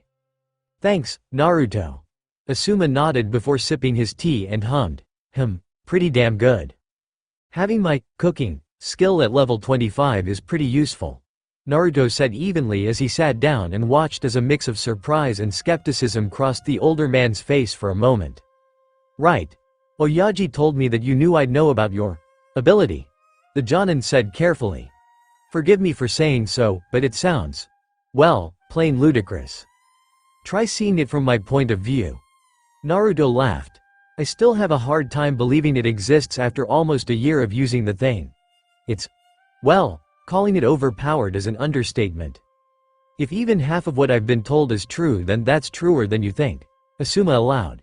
Can you offer any proof that it exists? Naruto thought. I could show you my skill learning system, he said after a moment. If you still need convincing after that, I'll invite you into a party like I did with Gigi. Asuma couldn't help but chuckle again at someone referring to his old man so casually. It was a bit jarring, but at the same time it was nice to hear. The Hokage had so very few people to treat him as a person as opposed to the authority figure that most people in the village had known him as for most of their lives. Okay then, let me see what you have in mind, the older man invited. He blinked in surprise when Naruto pulled a scroll out of nowhere. Surreptitiously using a trick to break genjutsu, Asuma frowned before asking, and what scroll is that? It has, Futon, Shinku Taigoku no Jutsu, on it, Naruto replied. That's a pretty rare and Powerin that I am aware of in Konoha has that jutsu. Shimura Danzo. Asuma said grimly. Try to avoid using it where people outside of our team can see it, otherwise Jonin might think he taught you it. I generate a copy of the jutsu scroll whenever I absorb one. Naruto said thoughtfully. I could just say that I found it on a mission once we take one that's outside Konoha. That'll work. Asuma nodded. It was a good excuse, you never knew where you'd find jutsu scrolls when in the field. Without further ado, Naruto pressed something in the air and the scroll he held in his other hand dissolved into motes of blue light which whirled around Naruto's body and then disappeared into his chest. Asuma's jaw gaped open for a moment before he ran through every method of genjutsu dispersal that he could think of. The sight before him didn't change, but he could easily attribute that to some form of space-time ninjutsu. Seeing that in his eyes, Naruto sighed and flicked his hand through the air for a moment. Seconds later, a window appeared right in front of Asuma, who jerked back in shock. Party invitation. Uzumaki Naruto has invited you into his party. Accept? Why? And after once again running through every method of genjutsu dispersal he could think of, Asuma cautiously pressed the Y key. An instant later and a small window replaced the first, with his name followed by a whole slew of numbers. Asuma was more up-to-date with RPGs than his father, so he was better able to grasp what it all meant. This is, he muttered. Check this out too, Asuma-sensei, Naruto called and flipped a screen that was in front of him around to face the Jonin. Futon. Shinku Taigoku no Jutsu. Instant, LV1, 0%. Wind style. Vacuum grade sphere, otherwise known as vacuum bomb or vacuum blast, is a more powerful version of Futon. Shinkagyoku. Unlike the weaker version, the user compresses the air breathed in into a single, large blast of air rather than multiple smaller blasts. The force of a mastered vacuum-grade sphere is strong enough to crush and shatter concrete and rock as if they were nothing. Hand signs. Tiger, dog. Sphere size, basketball. Range. 10 meters. Damage. Int Whis plus LV of primary Futon affinity bludgeoning damage. Chakra cost. 75 CP. Asuma took that in, his mind racing. It didn't just tell Naruto the effects of the jutsu and its effective range. It told him back history and alternate names for the jutsu as well. This was. He looked up and saw Naruto absorb the other scroll and turned the screen around to face him as well. Futon. Hanachiri Mai no Jutsu. Instant, continuous, LV1, 0%. Wind style. Flower scattering dance is a wind-styled technique hailing from unknown origins. Some believe it originated from the Nadeshiko village, while others argue it comes from Kei's no Kuni like many other Futon techniques. Regardless of which origin is the real one, this is a highly useful jutsu. The user summons forth a whirling cyclone of wind that the user can direct as they will, allowing them to remain stationary. The user can also control its size and rotation speed, allowing them to switch from offense to defense and back in an instant. Hand signs. Tiger, hare, dragon range, up to 10 meters away. Standard radius, 11 inches. Maximum radius, 22 inches. Standard rotation speed, 210 rpm. Maximum rotation speed, 420 rpm. Damage. Int plus LV of primary photon affinity. Chakra cost, 40 CP to activate, 10 CP to maintain per minute. 5 CP cost to alter rotation speed and radius once active. Asuma's eyebrows rose up even higher in disbelief. It even mentioned such finicky little details as the rumors about the origins of the jutsu and allowed Naruto to control its rotational speed and width. Dear sweet Kami, this was incredible, Asuma said in disbelief. With this gamer ability of yours, you'll be incredibly powerful. Yeah, but it isn't exactly easy, Naruto reminded him. Just like with regular jutsu, I have to put in the work to master any jutsu I learn, and I can only learn 5 jutsu a day by using scroll absorption. The rest I have to learn from trying and failing. Not to mention that they start off weak as hell at level 1. Not so much different from practicing the jutsu to get it right then. Asuma latched onto the last comment. No one gets a jutsu right the first time they use it, Naruto. Sometimes it even blows up in their faces. That happened to me when I was a chunin. I had gone through every aspect of my kaiden. Heizekisho, fire style. Ash pile burning, and thought that I had it down pat. Instead, I blew myself up and got slammed ass first into a tree. Ouch. Naruto winced. Tell me about it. The older man grumbled, taking a deep calming lungful from his cigarette before continuing. Okay, so it's not a straight-up instant mastery, more of a head start and an ability to quickly learn the basics and a few of the finicky bits. That's actually a bit reassuring honestly. Having to repetitively practice with the jutsu will let you get to know the jutsu you learn and gain practical experience with them, which is just as important as technical knowledge. The limit you have is also good. It'll stop you from simply learning jutsu after jutsu without mastering any. How many jutsu do you have mastered, anyway? Air. Kawarimi, Henge, the Traveling Ten and Kaiden. Hotarubi. Naruto recited. Although Gansetsukan, Dangan, and Kaiden Shuriken aren't far off maxing out. That's good. Asuma nodded. Okay, here's my first instructions for you as a Jonin sensei. I want you to finish maxing out those 3 jutsu and then demonstrate them to me. Then I want you to try and master 2 more jutsu that are not one of your elemental affinities. Hi, Asuma sensei. Naruto nodded. Oh, I forgot to mention that when I master a jutsu, sometimes I get a mastery bonus to go along with it. Kaiden. Hotarubi gave me a reduced chakra cost on its use when I mastered it. Blinking, Asuma had to take a moment to process that. That seems very random. It varies. The boy replied with a shrug. Mastering E-rank jutsu either gives me a quest, a D-rank jutsu of the same element, or a level in a D-rank jutsu of the same element that I already know. Your gamer power is going to give me headaches, I just know it. The Jonin sighed tiredly, leaving Naruto to shrug helplessly. My Raiden jutsu is one of the ones I'll try to get up, I think. Naruto frowned a moment later. Denko Sekka is hard to level up, but I kinda want to see what mastering bonus I get for maxing it out. Given how it's your weakest element, I would be curious to see that as well. Asuma nodded in agreement. Anyway, I'm gonna head back to my apartment for the night. Oh, by the way, the Hokage wants you to report to his office at 9 sharp tomorrow morning. Gigi does? What for? Naruto blinked in surprise as Asuma finished his tea and stood up. He absently dissolved the party as the man stretched. No clue, I'm just the messenger. Asuma shrugged. By the way, have you fixed up all of the apartments here? Yup.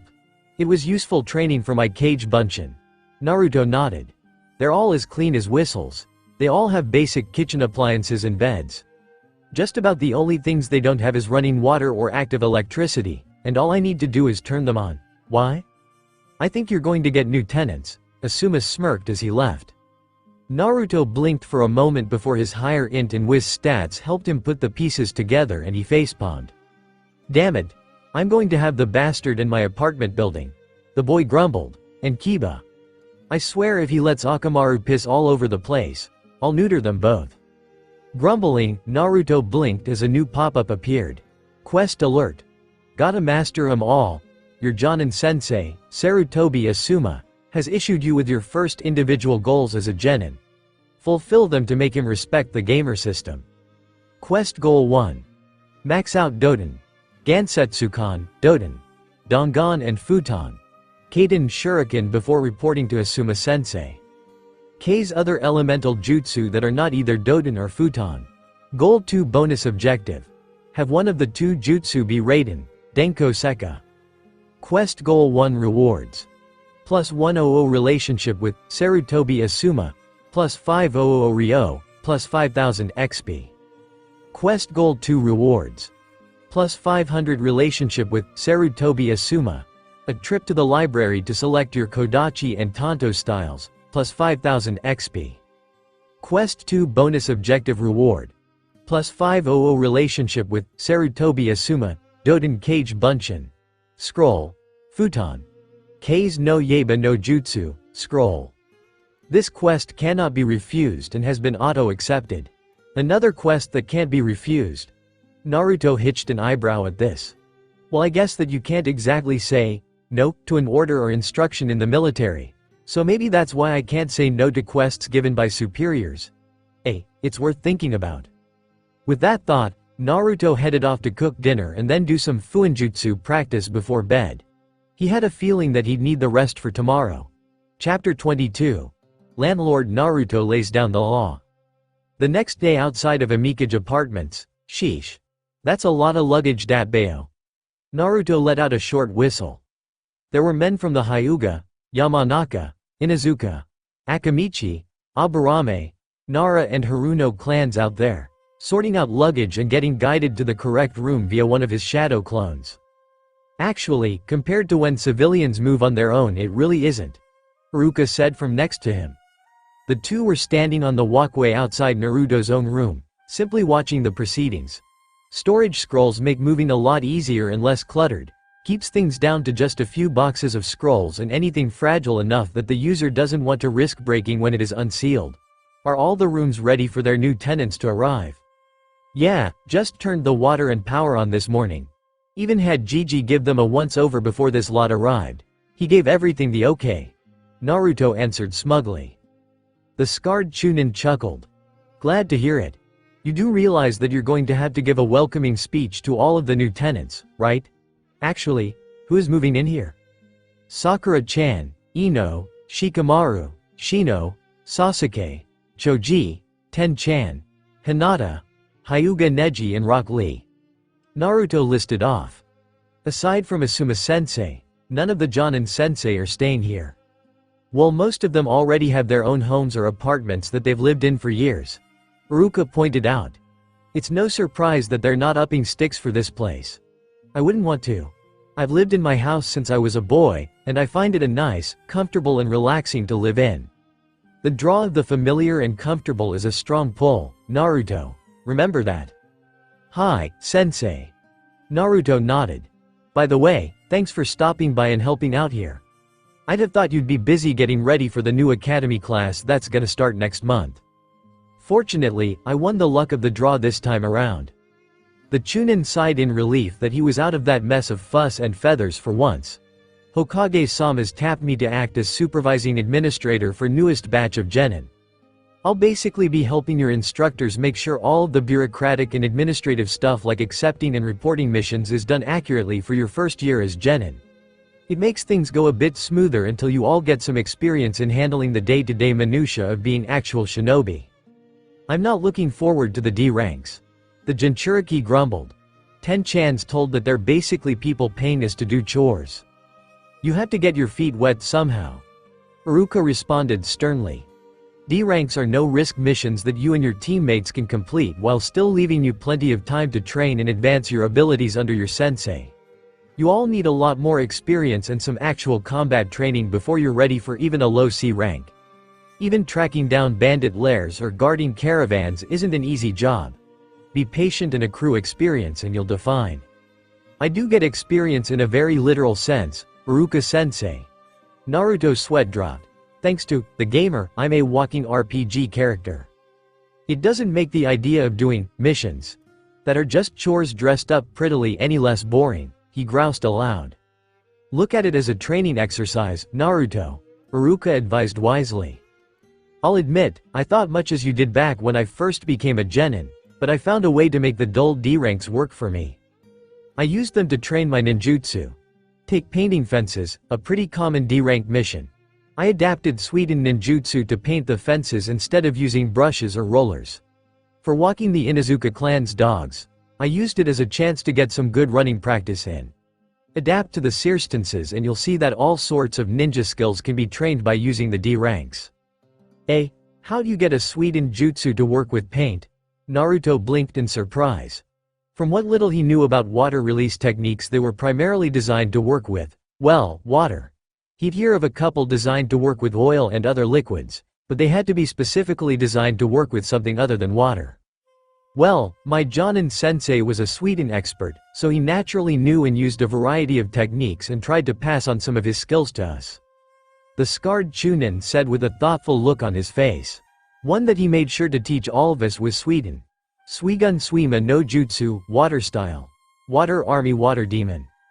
It's a low C-rank jutsu that allows the user to either manipulate pre-existing water or create water to fire a short-ranged stream of water. It was actually designed to be used primarily for firefighting, but it's easy to adapt for other uses. The hand signs are normally boar, dog, horse, and tiger, but my sensei told me that by swapping out the boar hand sign for the bird hand sign, it makes the jutsu focus less on water, and more on simply liquids, in general instead. You have to be careful that you don't grab any other liquids nearby like puddles or even mud when you use it, but otherwise it makes painting a lot quicker and more efficient, and it's great practice for Suidan ninjutsu. I'll definitely have to look into that jutsu, Naruto swore. No way was he going to get stuck doing boring ass painting all day for some spending money. I'll look forward to you mastering it, Iruka said in amusement before remembering something. I did stop by for something other than checking in and offering moral support, Naruto. Here, this is for you. Reaching into his pouch, the Chunin sensei withdrew a couple of scrolls and handed them to his former student. What are these, Iruka sensei? The blonde boy asked. The first scroll contains all of Mizuki's ninja gear, minus his flak vest and Hide 8.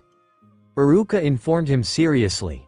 All of his possessions were thoroughly checked over before being cleared to be awarded to you, Naruto. That's about 400 regular shuriken and kunai.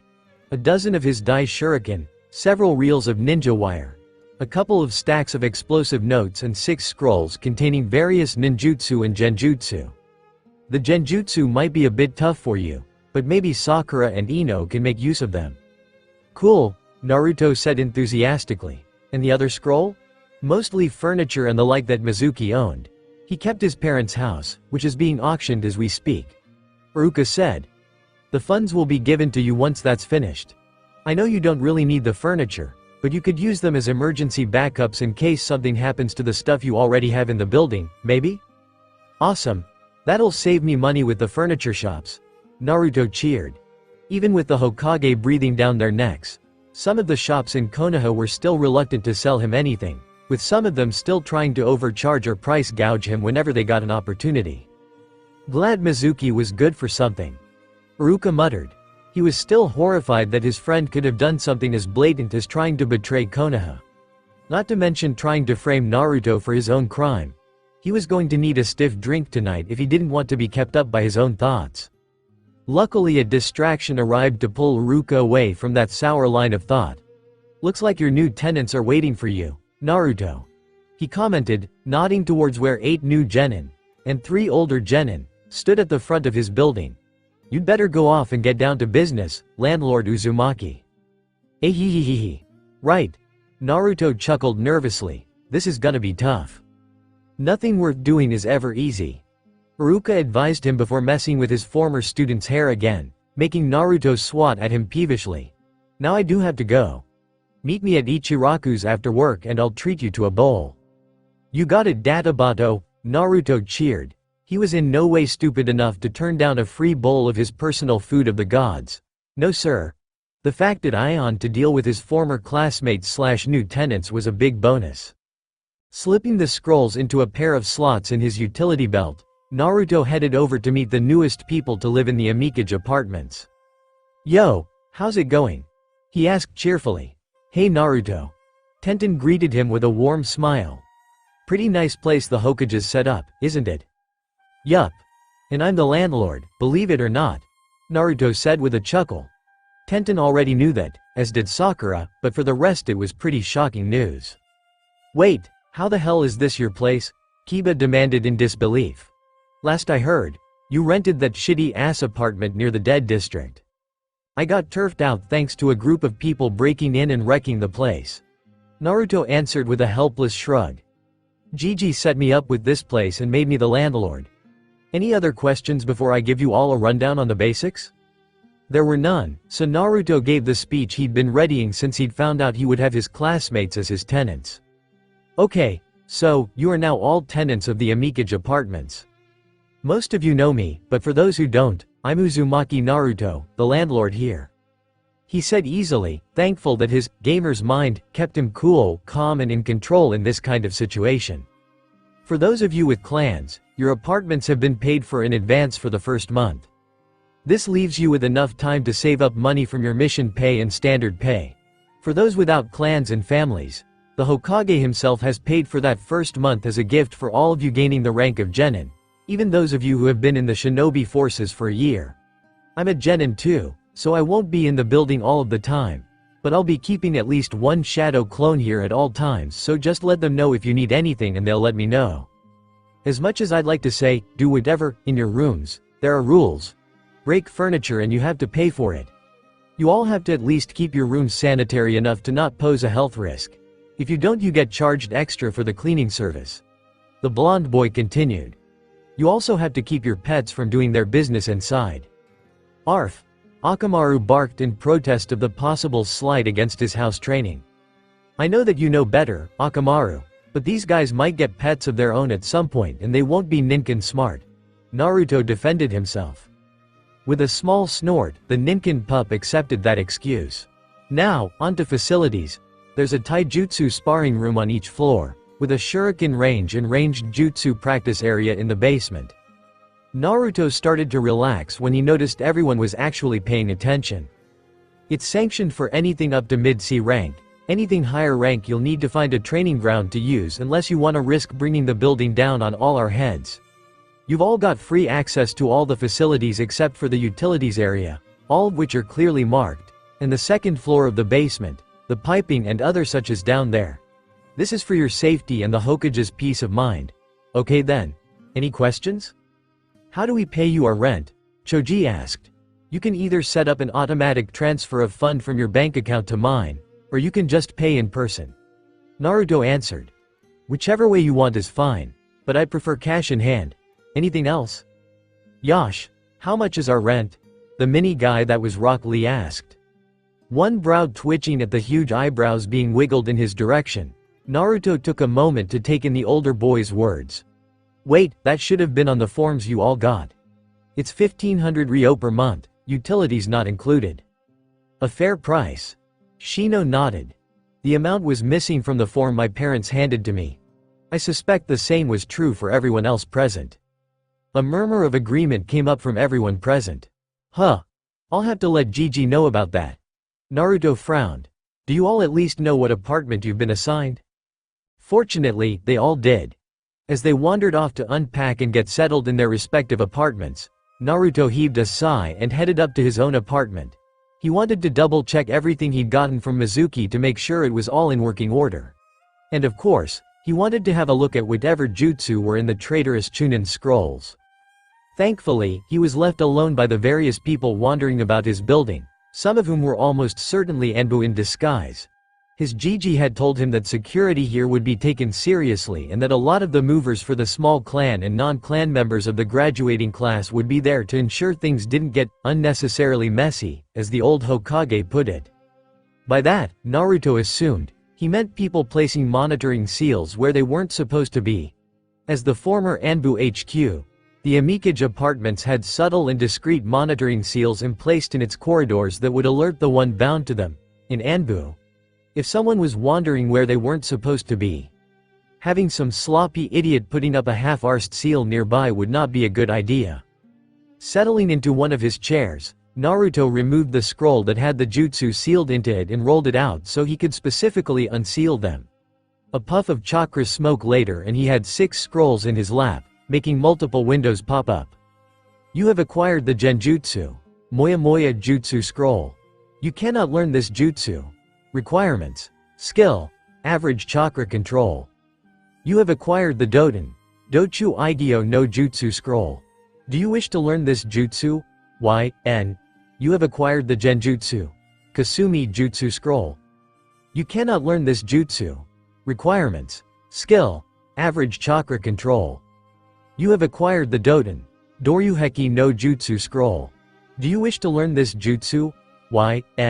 You have acquired the Shinju Zanshu no Jutsu Scroll. Do you wish to learn this jutsu? You have acquired the Kangakure no Jutsu Scroll. Do you wish to learn this jutsu? So there were 2 Genjutsu and 4 ninjutsu in the mix. That was a bit disappointing, but he was sure that either Sakura-chan or Ino could make use of them, which meant they wouldn't go to waste at least. Setting those scrolls to the side and dismissing their screens, Naruto rapidly hit Y on the 4 others. You have successfully learned Dochu Eigyo. Dochu Eigyo no Jutsu. Active, LV1, 0%, Earth Style. Underground Projection Fish Jutsu is a standard C-rank Earth element jutsu that allows its user to sink into the earth and swim through it like a fish. When emerging from the earth, the user emerges totally silently and without disturbing the ground around or beneath them. Due to its utility for both stealth and combat applications, this jutsu is commonly known throughout the entirety of the ninja world. Hand signs: Dog, boar, snake, bird, underground travel speed, babies crawl. Costs 30 CP to activate and 5 CP, minute to maintain. You have successfully learned Doryuheki. Doryuheki no Jutsu. Active, LV1, 0%, Earth Style. Earth Style Wall is one of the elemental wall techniques alongside Futon, Fujinheki, Kaden, Karyuheki and Suijinheki. Using it, the user can summon a defensive wall of mud, earth or rock in front of them to act as a shield. While it is possible for the user to create earth and/or mud from their own chakra instead of manipulating pre-existing mud and earth, it is not advised unless the user is at least Jonin rank and possesses a significant amount of experience with the technique. A skilled user of this jutsu can create a wall with a personalized design on it rather than a plain wall of stone or mud. Hand signs: Tiger, hare, boar, dog. Durability points when created, 75. Costs 50 CP to create. You have successfully learned Shinju Zanshu.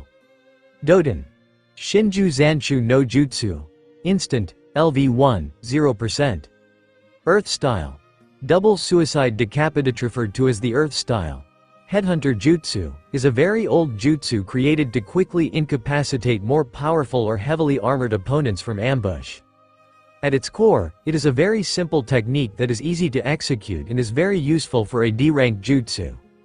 The user lurks underground and drags their target down into the ground up to their neck, whereupon the user can resurface and kill and/or torture their target with impunity.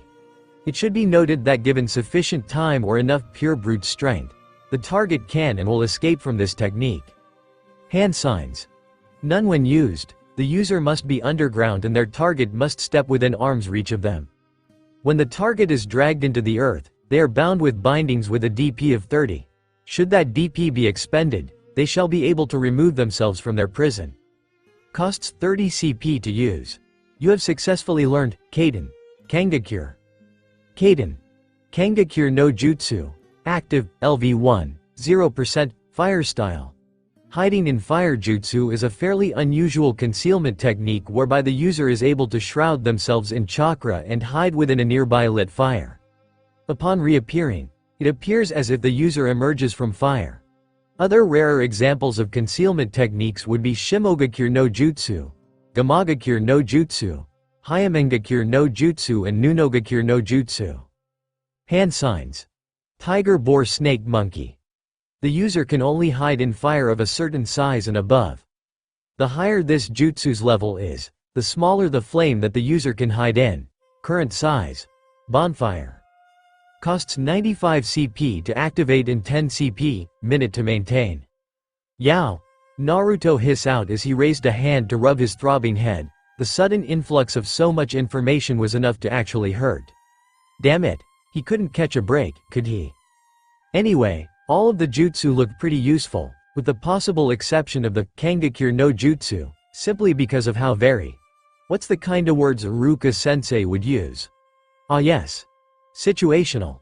It was a very situational jutsu. As fires were fairly uncommon in most places ninja were likely to go, with a few exceptions.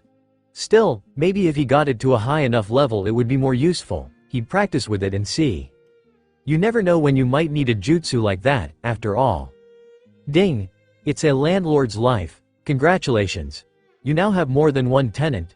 With this condition cleared, the landlord system has been unlocked for your usage. You must be both tough and fair as landlord, balancing the legitimate complaints, concerns and problems of your tenants with your own needs and the priorities of your building as a whole. It is a tough balancing act, but you can consider it basic training for when you become Hokage. Landlord system unlocked. Tenant mood gauge unlocked. Building condition page unlocked. Rent monitoring system unlocked. Flicking through the newly unlocked pages, Naruto had to whistle. At the moment, aside from Asuma-sensei, all of the tenant gauges were at neutral. They were neither impressed nor dissatisfied with his actions as a landlord. Quite unsurprising as he'd only been their landlord for less than an hour. Asuma was satisfied, which was nice. There hadn't been many problems that Naruto had needed to fix, and what few he'd needed to sort out had been basic maintenance on a few of the training rooms. The building condition page was rather informative. It showed a blueprint of the building and highlighted areas as green, yellow or red depending on their condition, according to a useful little legend that he had in one corner. Most of the building was a solid green color, with parts of it marked in yellow that he made a note of on a scroll to get his Gigi to send someone to look into them.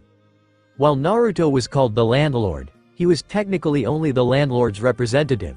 Once Naruto became a chunin, something he was definitely going to work towards, the Hokage was planning on transferring the ownership rights fully to him and then he'd be a proper landlord. Until then, the Hokage had to personally sign off on most work requiring hired help around the building.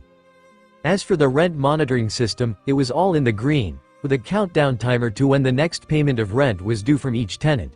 So very useful. I should go and see how everyone's doing. Naruto decided once he'd finished reading the new screens he could access. It was pretty obvious that there would be tensions between the genin, both new and old, especially since they weren't used to being around each other in a private setting for a long period of time.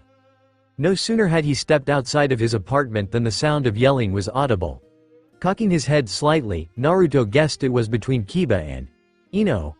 What the heck was going on now to have those two at loggerheads with one another? Jogging down the stairs to where Kiba's room was on the ground floor, Naruto frowned as he wondered why Ino was down here when her room was on the first floor, like the rest of the girls were.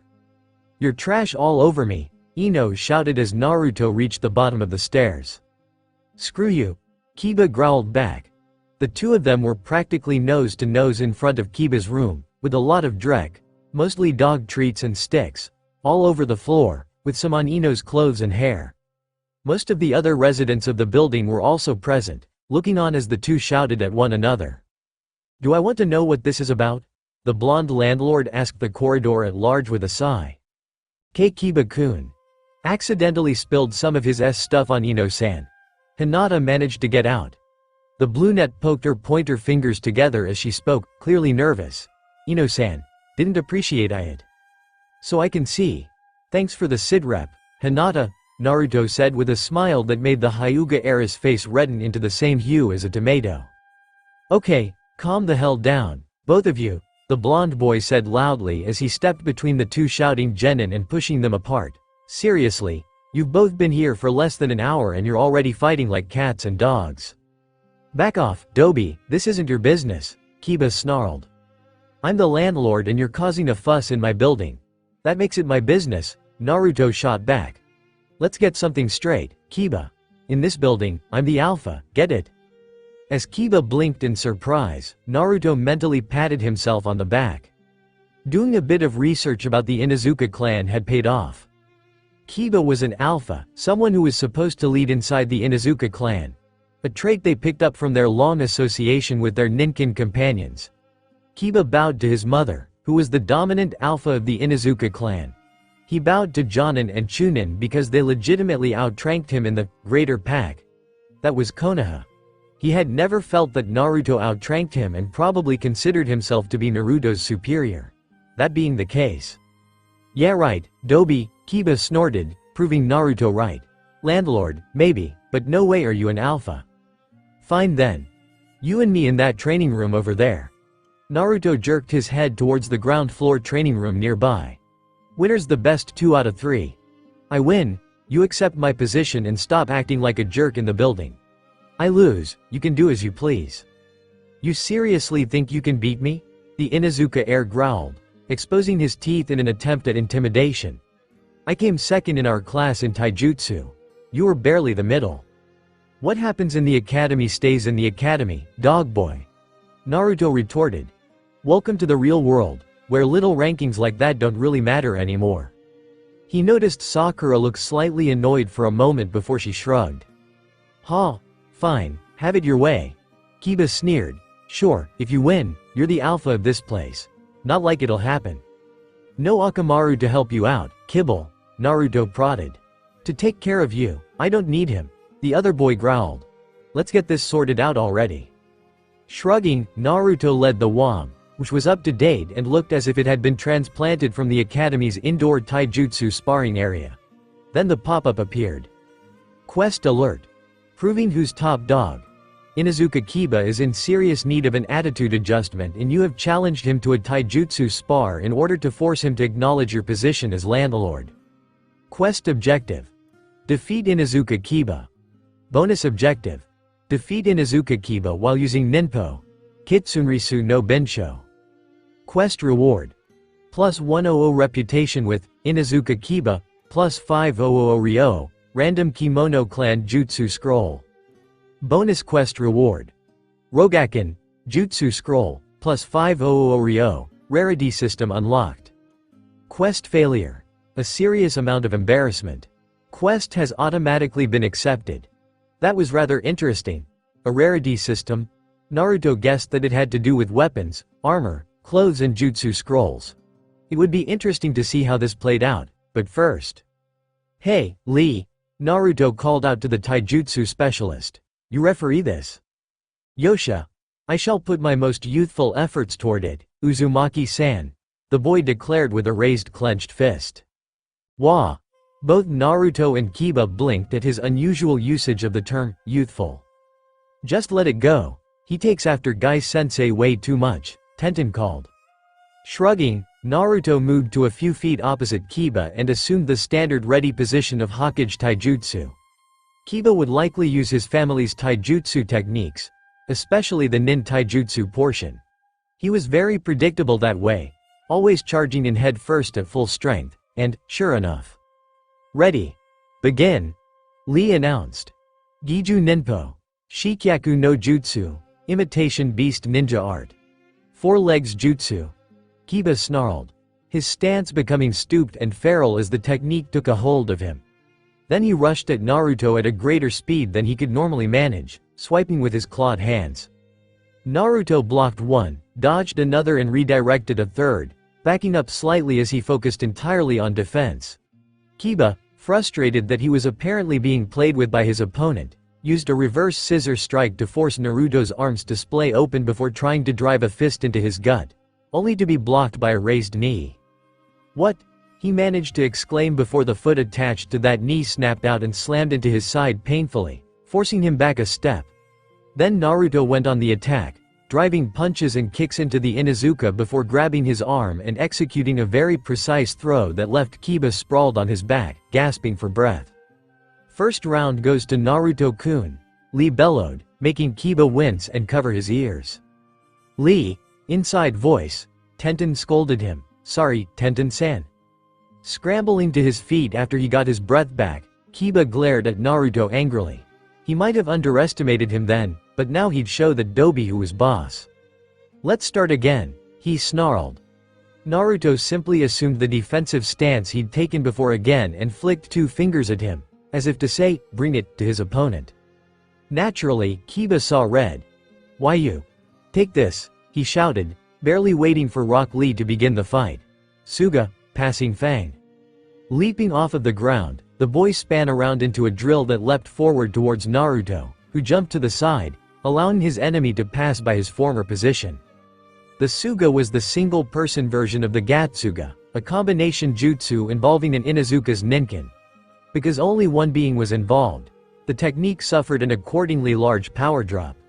It was something that Kiba had obviously not trained in as much as the Gatsuga, otherwise Naruto wouldn't have been able to avoid it like that. Humph. This is a poor showing by both sides, Hyuga Neji jeered. "I dunno what match you're watching, but Naruto just kicked Kiba's ass while using the basic Hokage style of the academy." Tenten deadpanned. He teammate could be such an ass sometimes. He has to have mastered the Hokage style, at least the basic and intermediate versions, in order to do that. Outwardly ignoring his Kunoichi teammate's words, Neji narrowed his eyes at Naruto as the blonde dodged another Suga. What Tenten had said was very true. Mastery of the basic and intermediate styles of the Hokage style was without doubt a requirement to manhandle Inuzuka Kiba in such a manner. However, Neji was an expert at reading people's movements due to his prodigious talent at the art of Jukin, gentle fist. And he could see some definite traces of the advanced style of Hokage in the blonde boy's movements. It matters not. Fate has declared him to lose. The arrogant boy thought dismissively. Sure enough, Naruto was knocked down by Kiba seconds later, albeit by a hair's breadth. "Second round to Kiba-kun," Lee declared. "Ha, how'd you like that, Dobi?" Kiba crowed. Naruto flipped himself back to his feet and stretched himself slightly. "Okay. I think it's time to stop playing around," he said before making the tiger, horse and monkey hand signs. "Ninpo. Kitsunrisu no Bensho." At his words, the boy crouched forward, a faint sheen of chakra outlining his body as it stretched and his limbs audibly popped. After a moment of silent staring, Naruto shot Lee an expectant look. "Oh," the boy shook himself. "Final round, begin." Naruto seemed to teleport across the room and start launching quick barrage of punches of fairly powerful punch directly at Kiba, who was desperately blocking them and backing up at the same time. "Huh. A speed-oriented version of the Shikyaku no Jutsu," Tenten muttered, interested. What the heck is with this?" Kiba thought as he was forced to retreat yet again. Naruto hadn't shown this kind of skill in the academy. Even if he'd given Mizuki-sensei a hard time in the taijutsu test, he hadn't been nearly this fast. He was the Inuzuka clan heir. He was an alpha. There was no way that he could lose to the likes of Naruto. "Suga!" He roared desperately and tried to spin into the drill of his technique. Before he could though, Naruto's hands shot out and grabbed him by the wrists and threw him onto his back yet again. "Yosh! The final round goes to Naruto-kun," Rock Lee declared, in awe of the most youthful taijutsu match he just refereed. He couldn't wait to tell Gai-sensei about it. Kiba looked up at the ceiling in utter defeat. He'd lost. Not only that, he'd lost so obviously that all of his anger had fled him. "Damn! Naruto really kicked my butt," he thought wryly. "You okay, Kiba?" Naruto asked. Looking up, the Inuzuka heir saw his former opponent standing above him. Rolling over and standing up, Kiba winced at the ache in his arms. Naruto hit as hard as his sister did, which was pretty damn good considering Hana was a Chunin, even if she was primarily the Inuzuka clan's vet. "Yeah, I'm good," Kiba said ruefully. "Damn, you hit like an out-of-control cart. You've been holding back in spars at the academy." "Maybe a little." Naruto grinned. "Always keep an ace up your sleeve for when you need it. You need to practice your Suga more. I shouldn't have been able to dodge you at that distance." Yeah. Sheesh, you're nagging me just like Kasan." Kiba grumbled as Akamaru leapt back into his arms. "You won, and I keep to my word. You're the alpha of these apartments." "Good." Naruto nodded before turning to the other person who had been arguing. "Ino, what were you doing on the ground floor?" I was gonna look in on Shikamaru to make sure he didn't just unpack his futon and go to sleep. The Yamanaka heiress huffed. Troublesome girl. The black-haired boy muttered. What was that? Ino roared at her childhood friend. Inside voice, Ino. Naruto winced alongside most of the others. Kiba, apologized to Ino for getting her dirty and try not to wander around with Drek loose in your arms in future. They were Akamaru's things. Kiba grumbled before begrudgingly apologizing to Ino, who accepted it and stormed off to have a shower and change clothes. Shooing everyone else off now that the spectacle was over with, Naruto returned tea-tarded to pay attention to the pop-up that had appeared once Kiba admitted his loss. Quest complete. Proving who's top dog. Inuzuka Kiba was in serious need of an attitude adjustment and you have soundly defeated him, earning his respect in the process. Well done. Quest reward. Plus 100 reputation with Inuzuka Kiba, plus 500 Ryo, Ninpo. Sai no Kawa, Jutsu Scroll. Bonus quest reward. Rogaken, Jutsu Scroll, plus 500 Ryo, rarity system unlocked. Congratulations. Your relationship with Inuzuka Kiba has advanced to friendly. Pleased with his achievement, Naruto focused on the two jutsu he'd earned. Skin of the Rhino, and Wolf Fang Fist, Both of them sounded cool, but Naruto was more tempted by the more offensive-sounding one, unfortunately. You cannot learn Rogaken, as you do not meet the requisite jutsu or skill levels to do so. Required jutsu, skills. Ninpo, Kitsunrisu no Binsho, LV20, any. 1. Other jutsu of the Kimono clan at LV20. Well, that sucks. Naruto grumbled. He only had Kitsunrisu no Binsho at level 5 because he rarely used it, which had come back to bite him on the ass right now. That really left only one choice for him to learn. Congratulations. You have successfully learned Ninpo, Sai no Kawa. Ninpo, Sai no Kawa. Active, LV1, 0%, Ninja Art. Rhino Skin is a defensive jutsu of the Kimono clan, designed to protect the user from weak and non-chakra-based attacks from simple threats like normal wild animals, bandits, and thugs so the user can either quickly plow through them or focus on more dangerous threats. The user's skin assumes the defensive traits of a rhino to repel weaponry and taijutsu attacks. A basic level D-ranked jutsu for genin-ranked members of the Kimono clan. Hand signs. Monkey Horse Snake Ox. Grants all of the user's skin natural armor of 5 while active. Lowers dex by 10 while active. Costs 40 CP to activate and 5 CP per minute to maintain. Huh. Not bad. Naruto blinked. Kind does the opposite of what Kitsunrisu no Binsho does. Slowing me down and improving my defenses. Hopefully that dex reduction will go away as I level it up. Getting up, he moved to the kitchen and inspected the cupboards. He'd have to do some shopping in the next couple of days, but he was good for tonight at least. Returning to his seat, he opened the pop-up about the new system that had been unlocked by his victory. Rarity system. All items in the world will be ranked by their rarity from here on out. The rarer an item, the more valuable it is. Weapons, armor, regular items and jutsu scrolls are just some of the things that this system affects.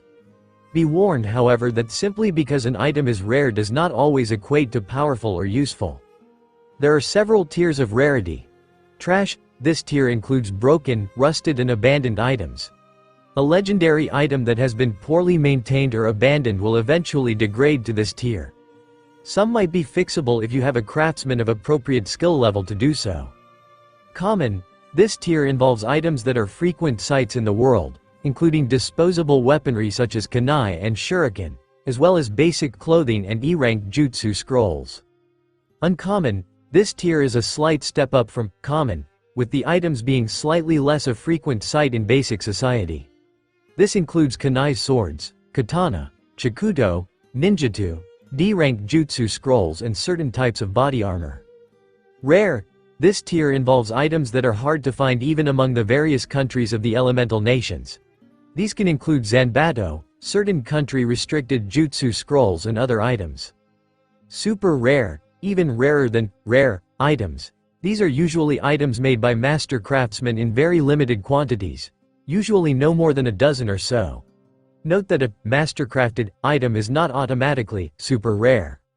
Legendary, the highest tier attainable as of this update. Legendary items are usually one-of-a-kind items used, worn or carried by legendary figures in famous battles.